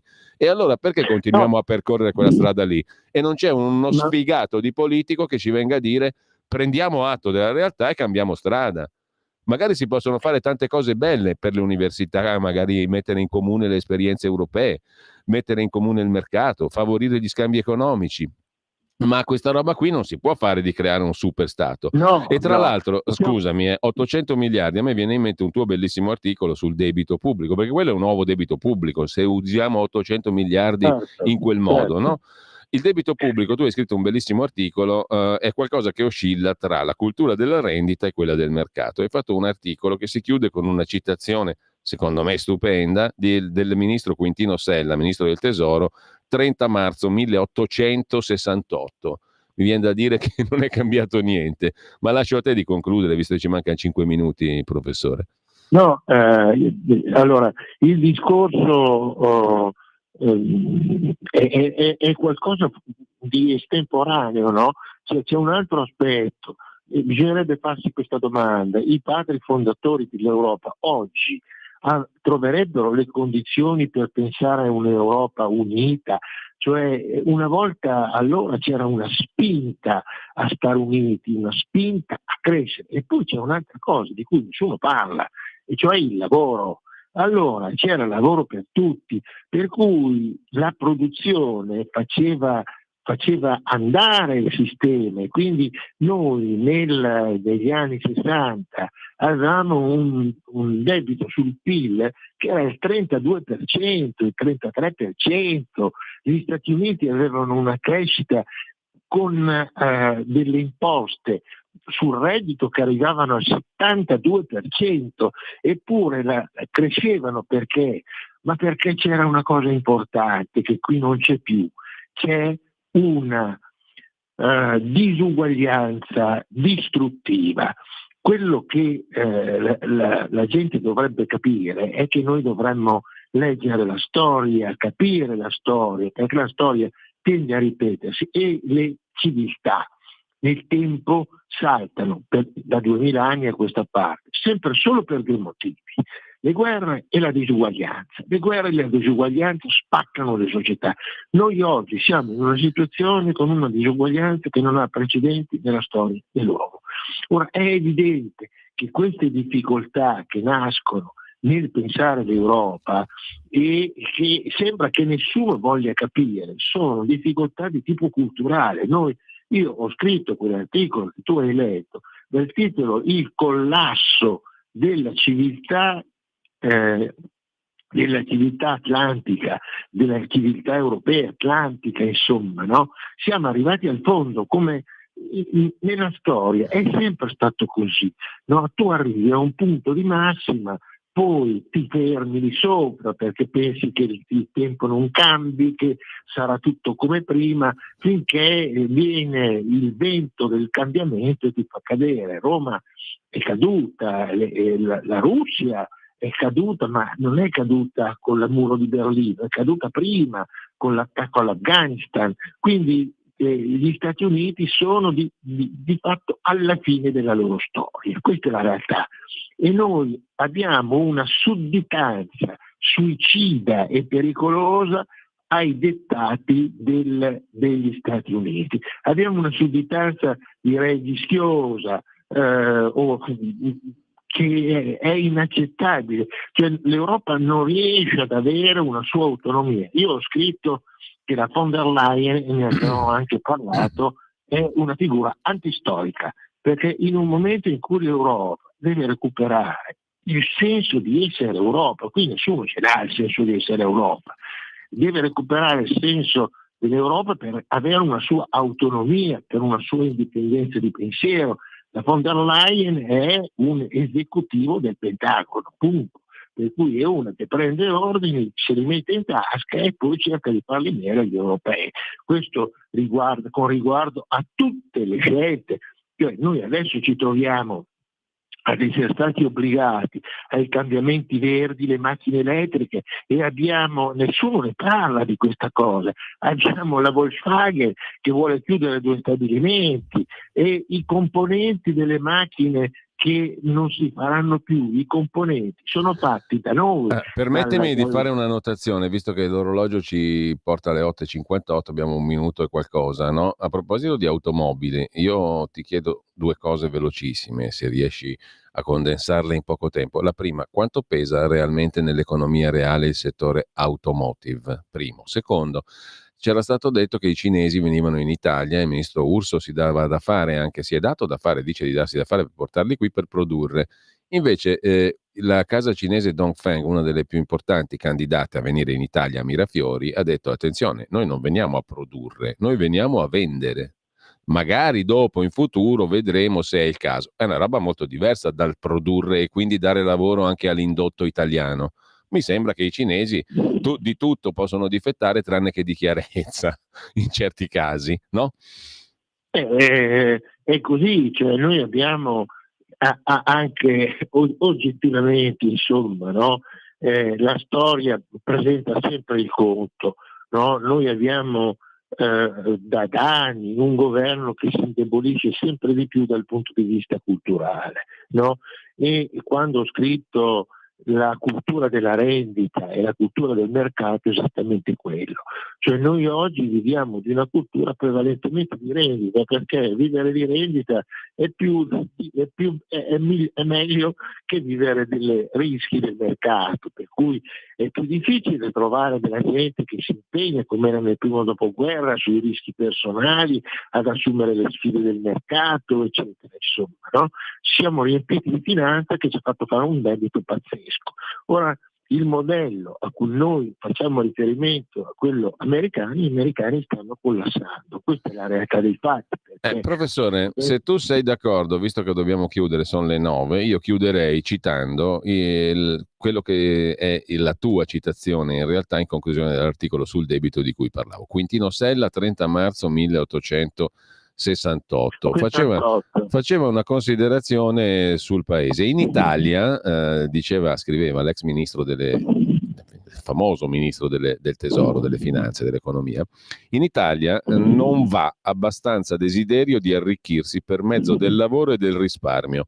Regna una inattività generale non solo nel campo economico, ma eziandio nello scientifico, nel letterario, nel politico. Questo quietismo è la morte di una nazione, scriveva Quintino Sella. È così. Allora, meglio di tutti i tweet possibili e immaginabili. Intanto io ti devo ringraziare e salutare, professore. Grazie a Fabrizio Pezzani, professore emerito della Bocconi. Noi ci diamo appuntamento quantomeno a venerdì prossimo, allora, professore. Ok, grazie. Buona giornata a tutti, buon fine settimana. Grazie. Per la tua pubblicità visita il sito radiolibertà.net.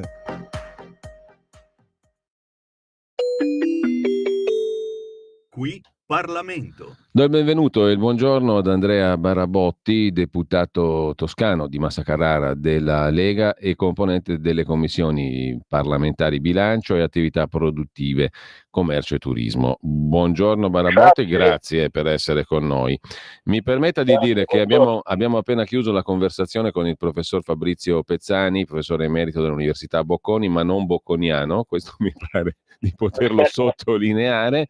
Non è Draghi e non è neanche qualcuno del giro di Draghi, ragiona diversamente, non è Mario Monti, lo conosciamo da tanto tempo ormai, e la citazione di Quintino Sella, che forse lei ha sentito, mi sembra che possa introdurre benissimo anche il succo delle questioni che lei in un question time alla Camera ha posto davanti al ministro delle imprese e del Made in Italy Adolfo Urso, cioè il tema nel dettaglio del fondo di garanzia per promuovere, per facilitare l'accesso al credito, al quattrino, alla sostanza economica da parte delle piccole e medie imprese, che era un fondo di garanzia che aveva avuto un particolare rilievo all'epoca della crisi post-Covid-19 e ha aiutato più di 2 milioni di imprese in Italia.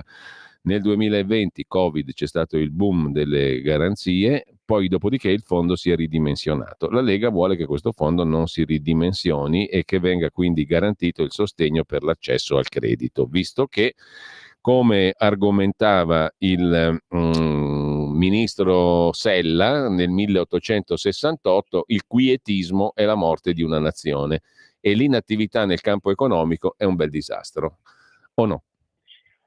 Confermo. Per contrastare questo quietismo c'è un'unica via che conoscono i nostri imprenditori, che conosce chi guarda al futuro, è quella degli investimenti.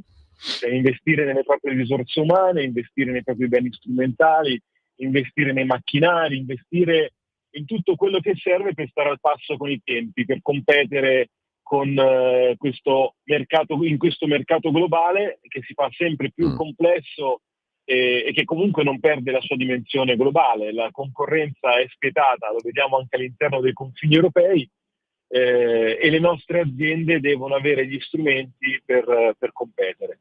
Ora, ci sono degli elementi che in qualche modo scoraggiano le aziende dal fare investimenti. C'è stato il rialzo continuativo che si è fermato soltanto in questi giorni dei tassi di interesse che quindi ha scoraggiato le imprese, e c'è d'altra parte anche la necessità per affrontare la transizione energetica, la transizione ecologica, la transizione digitale, c'è la necessità di farli questi investimenti, no? Noi pensiamo, nell'intervista precedente al professore si parlava ad esempio della transizione verso il motore green, l'abbandono dei motori a combustione, dei riflessi per la nostra. E dicevo anche Barabotti che i cinesi sono stati chiari, perché il general manager della Dongfeng, che probabilmente si voleva trapiantare a Torino come impresa produttiva, ha detto: noi lì non produciamo per il momento, lì veniamo a vendere quello che produciamo noi. È diverso. Certo, c'è una bella differenza. È per questo che è importante per noi fare in modo che le nostre imprese possano investire, possano produrre nel senso vero del termine, perché come dire, se la catena del valore sta in un altro paese. Però mi permetta di dire, bisogna anche scongiurare, visto che lei ha interloquito l'altro giorno col ministro Urso, il quale diciamo si è fatto promotore di questa iniziativa nei confronti della Dongfeng cinese per portarla qui a Mirafiori. Mi pare di poter dire che dare una vetrina come Mirafiori, Torino, alla Dongfeng che vuole vendere il suo prodotto, non la trovo una genialata. Beh, diciamo che da questo punto di vista noi dobbiamo in qualche modo intervenire su alcune norme che stanno sopra il livello nazionale. Ad esempio, da qui ai prossimi anni c'è un meccanismo di adeguamento del carbonio alle frontiere che viene inserito nella regolamentazione europea. Che cosa significa? Significa che paesi come la Cina dovranno pagare dei dazi sulle materie prime che importano o sui alcuni prodotti semilavorati che importano, e questo serve proprio a difendere una produzione made in Italy in questo caso. Il fatto è che le norme europee hanno dei lati, diciamo così, in qualche modo dei vulnus, per cui in realtà consentiamo ad alcuni paesi di aggirarle, e questo è il caso ad esempio della Cina e di alcuni prodotti semilavorati che servono per costruire le auto. Quindi io non credo che la Dongfeng possa venire in Italia semplicemente a vendere, verrà in Italia probabilmente ad assemblare e poi vendere, ma noi vogliamo che il processo produttivo vada ancora più a fondo. Noi vogliamo che ci sia una catena produttiva nel vero senso della parola. Noi vogliamo che la nostra filiera dell'acciaio possa in qualche modo contribuire alla realizzazione delle auto che poi siano prodotte da Dongfeng o da Tesla o da altre cose. In qualche questo ci importa certamente, ma quello che ci importa di più è che l'acciaio sia acciaio italiano. Quello che ci importa di più è che gli operai che lavorano nel settore della siderurgia siano italiani e che sostanzialmente non ci sia soltanto l'assemblaggio o ancor peggio soltanto la vendita. Ora, per questo è importante preservare tutto quello che sta dietro il mondo dell'auto, tutto quello che sta dietro il manifatturiero, e sono le piccole e medie imprese che rappresentano l'asse portante della nostra tessuto economico. Ecco, sul tema, onorevole Barabotti, mi sembra che il Ministro abbia fornito ampie rassicurazioni circa il fatto che il fondo di garanzia per l'accesso al credito di piccole e medie imprese sarà mantenuto. Stiamo parlando comunque di un fondo che, ha spiegato il Ministro, ha garantito alle piccole e medie imprese finanziamenti per una cifra considerevole, più di 46 miliardi di euro, quindi un fondo importante che si mantiene. Lei però nella replica al ministro ha anche sottolineato proprio quello che stava sottolineando adesso, no? Cioè che operiamo comunque, compresa la prossima manovra economica della quale si sta iniziando a parlare, all'interno di vincoli molto pesanti, vincoli interni e vincoli esterni, no?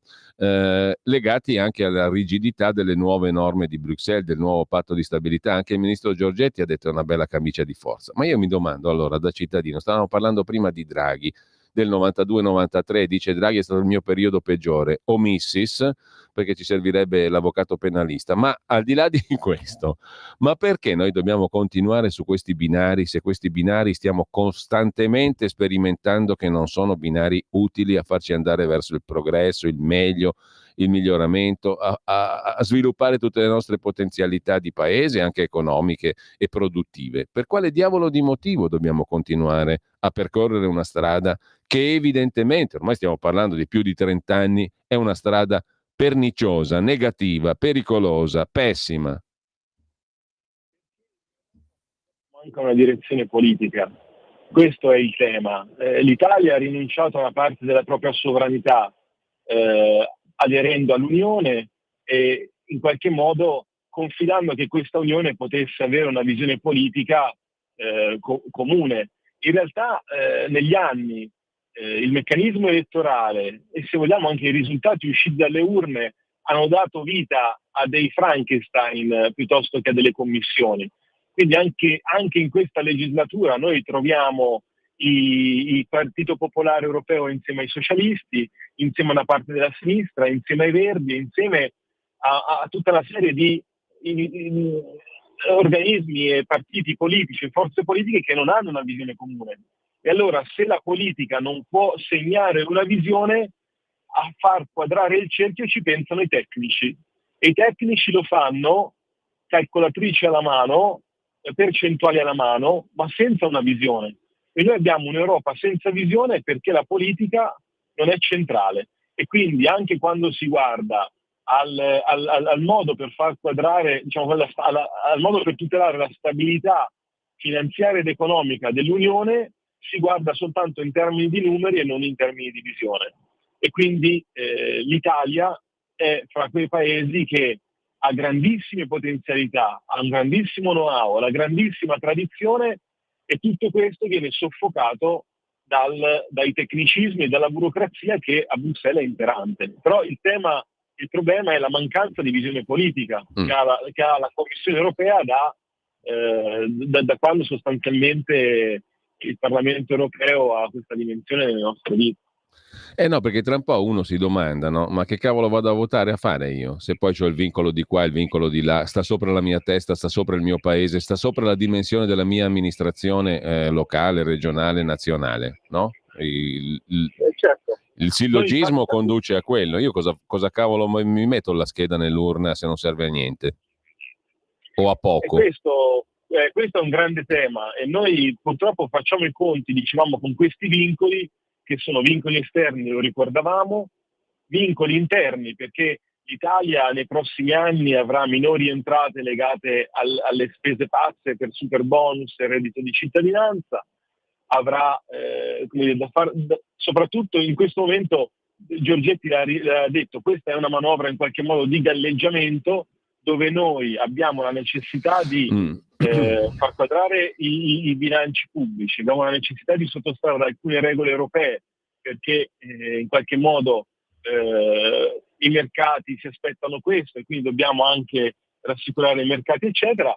Però questo va a detrimento di quella che potrebbe essere davvero le potenzialità del nostro paese. Ora, per rifinanziare il fondo di garanzia per le piccole e medie imprese significa, nonostante questo contesto, significa mettere in condizione le nostre imprese di fare la propria parte e quindi non mortificare l'iniziativa privata più di quanto l'iniziativa privata non lo sia a causa del fisco e di altre della burocrazia o della giustizia in Italia. Allora, io per il momento ringrazio Andrea Barabotti, grazie onorevole Barabotti e buona giornata, buon lavoro. Grazie. Poi avremo modo di risentirci su tutti questi temi. Grazie ancora. Qui Parlamento. E noi approfittiamo dei pochi minuti che ci separano dalle 9.30, con voi poi il direttore responsabile Giovanni Sallusti, liberamente, e poi una conversazione più dettagliata, parlando liberamente, la conversazione del venerdì che riprende regolarmente con il ministro Valditara su temi naturalmente di strettissima attualità, anche alla luce del fatto che è appena reiniziato l'anno scolastico. Questi minuti li usiamo per segnalazioni di articoli che possono darvi qualche stimolo ulteriore in più nella giornata di oggi. Sul giornale, a pagina 13, c'è una bella riflessione di Pierluigi Mennitti sulla questione della Germania. Il benessere non basta, la rivolta nostalgica della Germania Est, quella che fu la Germania Est comunista. Il malessere dei cittadini ex DDR, cioè della vecchia Germania comunista, non nasce da motivi economici. L'economia lì è in crescita e la paura è il motore delle tentazioni antidemocratiche. Questa è l'analisi di Mennitti. Sul giornale c'è un'altra notizia invece che è alquanto preoccupante, perché riguarda la tragedia del Mottarone. Vi ricorderete, il 23 maggio del 2021 precipitò la funivia del Mottarone a Stresa sul Lago Maggiore, uccidendo 14 persone. Ebbene, il processo, ci racconta oggi Luca Fazzo sul giornale, è nel caos. Le richieste del giudice per le indagini preliminari, il GIP, sono state respinte. Il giudice ha sollecitato la riformulazione dei capi di imputazione, la procura ha detto no. In soldoni, il rischio è quello della prescrizione, un rischio che aggiungerebbe tragedia giuridica alla tragedia umana. Tragedia della funivia, 14 morti nell'incidente di oltre 3 anni fa. Se si va in prescrizione è una beffa atroce. A proposito di giustizia, Gabriele Moroni sul quotidiano nazionale Giorno Nazione, Resto del Carlino, si occupa del caso Bozzoli, l'incontro in carcere. Io sono innocente, continua a ripetere Giacomo Bozzoli in carcere a Bollate. Resisto per mia moglie e per mio figlio. Sconta l'ergastolo per l'omicidio dello zio Mario. Quest'estate la rocambolesca fuga, qualcuno lo ricorderà. Nell'istituto carcerario la visita della consigliera regionale del PD Carmela Rozza. Non ce la faccio, ripete l'uomo Giacomo Bozzoli, 39 anni. Provate a immaginare quello che è successo a me. Potrebbe capitare a chiunque di voi. Quest'uomo non accetta la condanna definitiva all'ergastolo e non smette di proclamare la propria innocenza e la propria disperazione. La sua unica forza sono la moglie e il figlio. Giacomo Bozzoli si presenta così a Carmela Rozza, consigliera del PD alla Regione Lombardia, in visita al carcere di Bollate per una verifica della situazione sanitaria all'interno dell'istituto. 39 anni, compiuti da poco. Bozzoli sconta una condanna all'ergastolo per l'omicidio dello zio Mario, 8 ottobre 2015 nella fonderia di famiglia a Marcheno, Brescia. Si proclama innocente, è la prima cosa che dice, la ripete come un mantra alla consigliera Carmela Rozza. Gli viene risposto che tutto questo è comprensibile, ma è necessario che accetti questa condizione e la affronti o rischia di impazzire. Riesco a non impazzire, risponde Giacomo, solo perché ho mia moglie e mio figlio. Fatico a dormire. I suoi interlocutori lo incoraggiano, deve costruirsi un percorso. Non ce la faccio, risponde il detenuto. Provate a immaginare quello che è successo a me potrebbe succedere a chiunque di voi. Sono innocente e sono in carcere, condannato all'ergastolo. Alla fine si mostra contento della visita della consigliera Rozza, che termina con una stretta di mano e la promessa dell'esponente del PD di andarlo a trovare di nuovo da qui a qualche mese. Credo molto, dice Carmela Rozza, nella funzione rieducativa del carcere. Quello di Bollate ha tutti gli strumenti per poterlo attuare. Sul quotidiano nazionale c'è un'altra storia carceraria, quella di Renato Vallanzasca, che non è più il bel René, è distrutto da 50 anni di reclusione, va imboccato per mangiare e non riesce più a parlare. C'è un assistente, Bellosi, che assiste appunto l'ex boss della Comasina in difficoltà in comunità, non è autosufficiente, deve uscire dalla cella, dice Cecco Bellosi, che passato di militanza in Potere Operaio, coordina la comunità Il Gabbiano. L'ultima condanna per il furto di mutande è l'ultimo capitolo penale di Vallanzasca, un fatto inverosimile, dice Bellosi, attesa la decisione del giudice. La giustizia non ha mai fatto sconti a Renato Vallanzasca, ormai è un problema di umanità.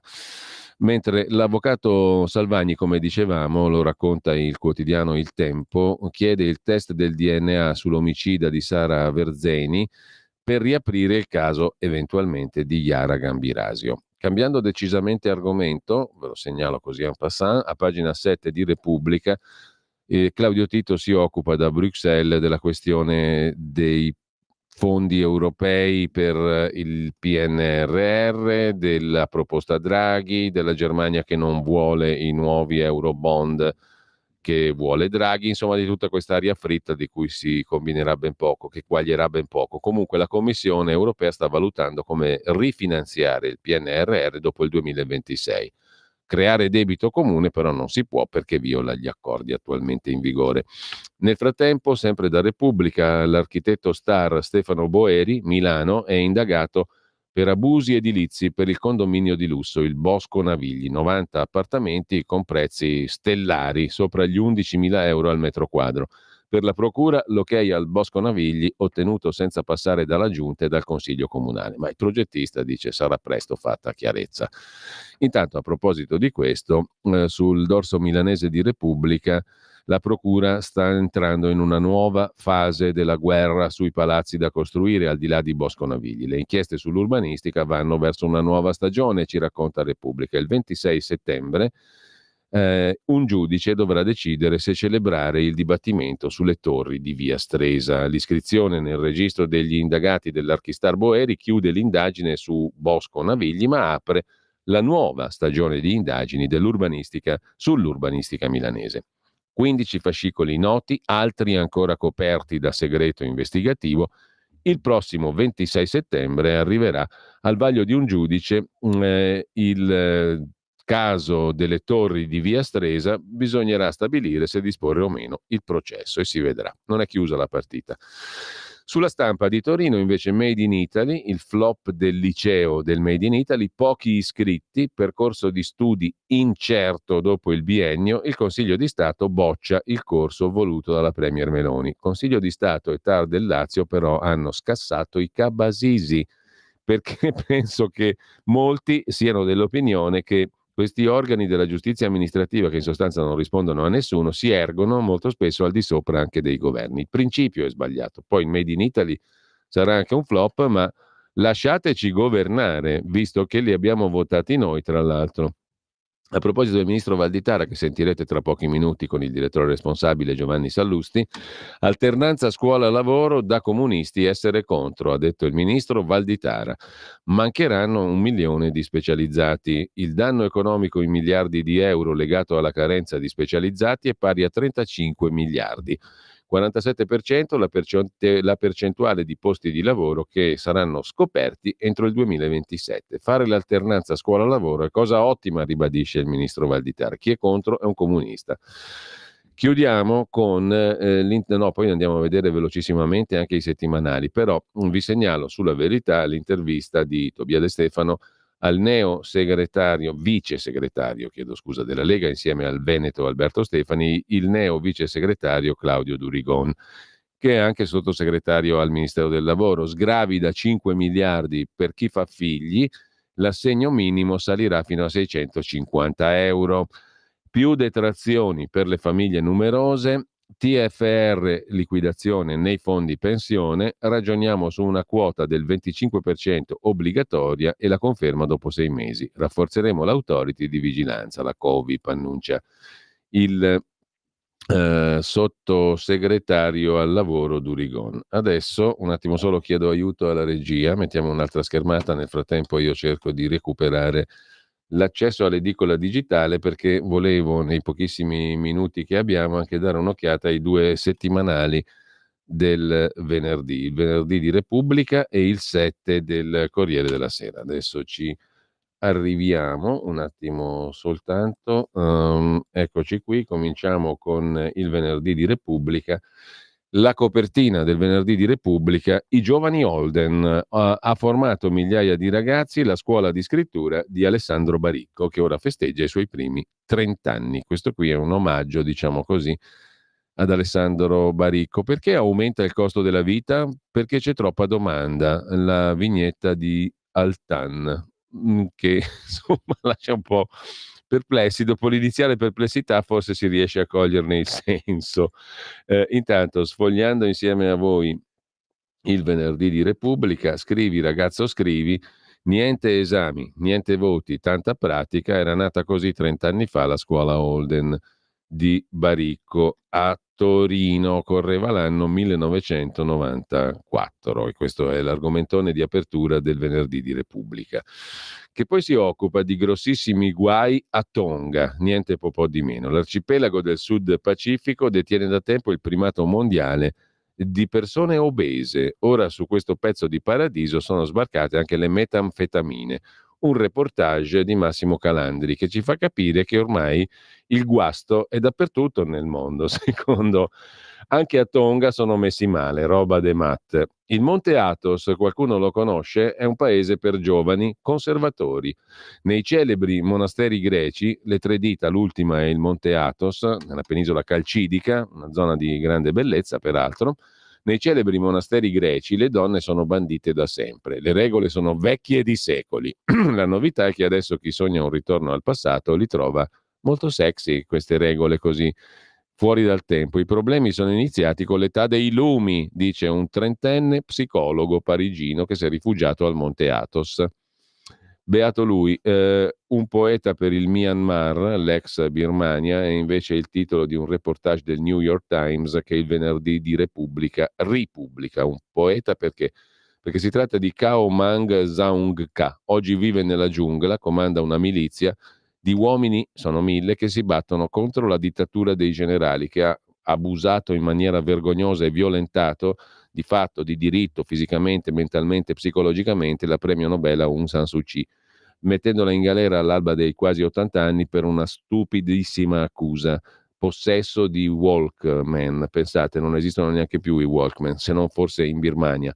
Quindi quest'uomo, un poeta, si batte contro la dittatura insieme a 1000 uomini. Anche prima di insegnare loro a sparare era famoso appunto, ma per tutt'altro, perché era un poeta. Il comandante Khao Aung Zaungka, 31 anni, è il protagonista di questo bel reportage del New York Times che il venerdì di Repubblica ripubblica quest'oggi. Leggetelo. Con questo lasciamo il venerdì, andiamo a dare un'occhiata anche al 7 del Corriere della Sera, così al volo.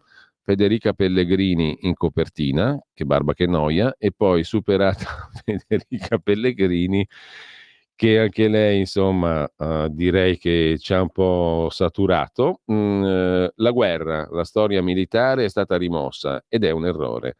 Un'intervista a Paolo Mieli, tutto in famiglia, io intervisto te, tu intervisti me, e poi la pace, lingua poetica e popolare. Francesco, il Papa, è come Pasolini, questo lo sostiene padre Antonio Spadaro, sottosegretario al Dicastero Vaticano per la Cultura, per 12 anni direttore della rivista dei Gesuiti, La Civiltà Cattolica. Papa Francesco come Pasolini, bisogna capire da quale punto di vista, letterario, culturale, politico o altro. Altro evitiamolo perché forse è meglio. Mentre sempre dal 7 del Corriere della Sera, che cosa c'è di interessante? Arezzo. Arezzo non è male, la città di Vasari.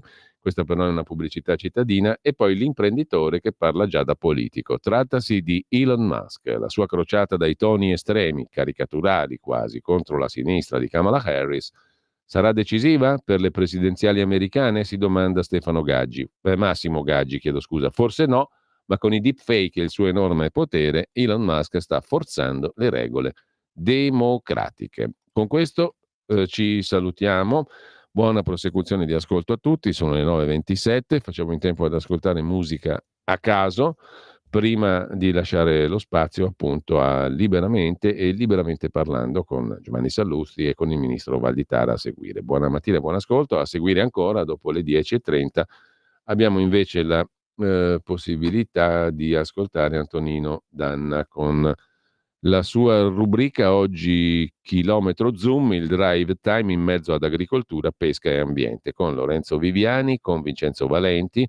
Si parla di Sicilia, i danni, la siccità e cosa si sta facendo, e l'onorevole Tiziana Nisini, disegno di legge lavoro. Poi il mondo dell'arte.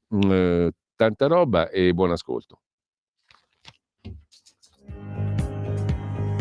Avete ascoltato la rassegna stampa. Caro Giulio, la sua rassegna stampa di oggi è stata veramente...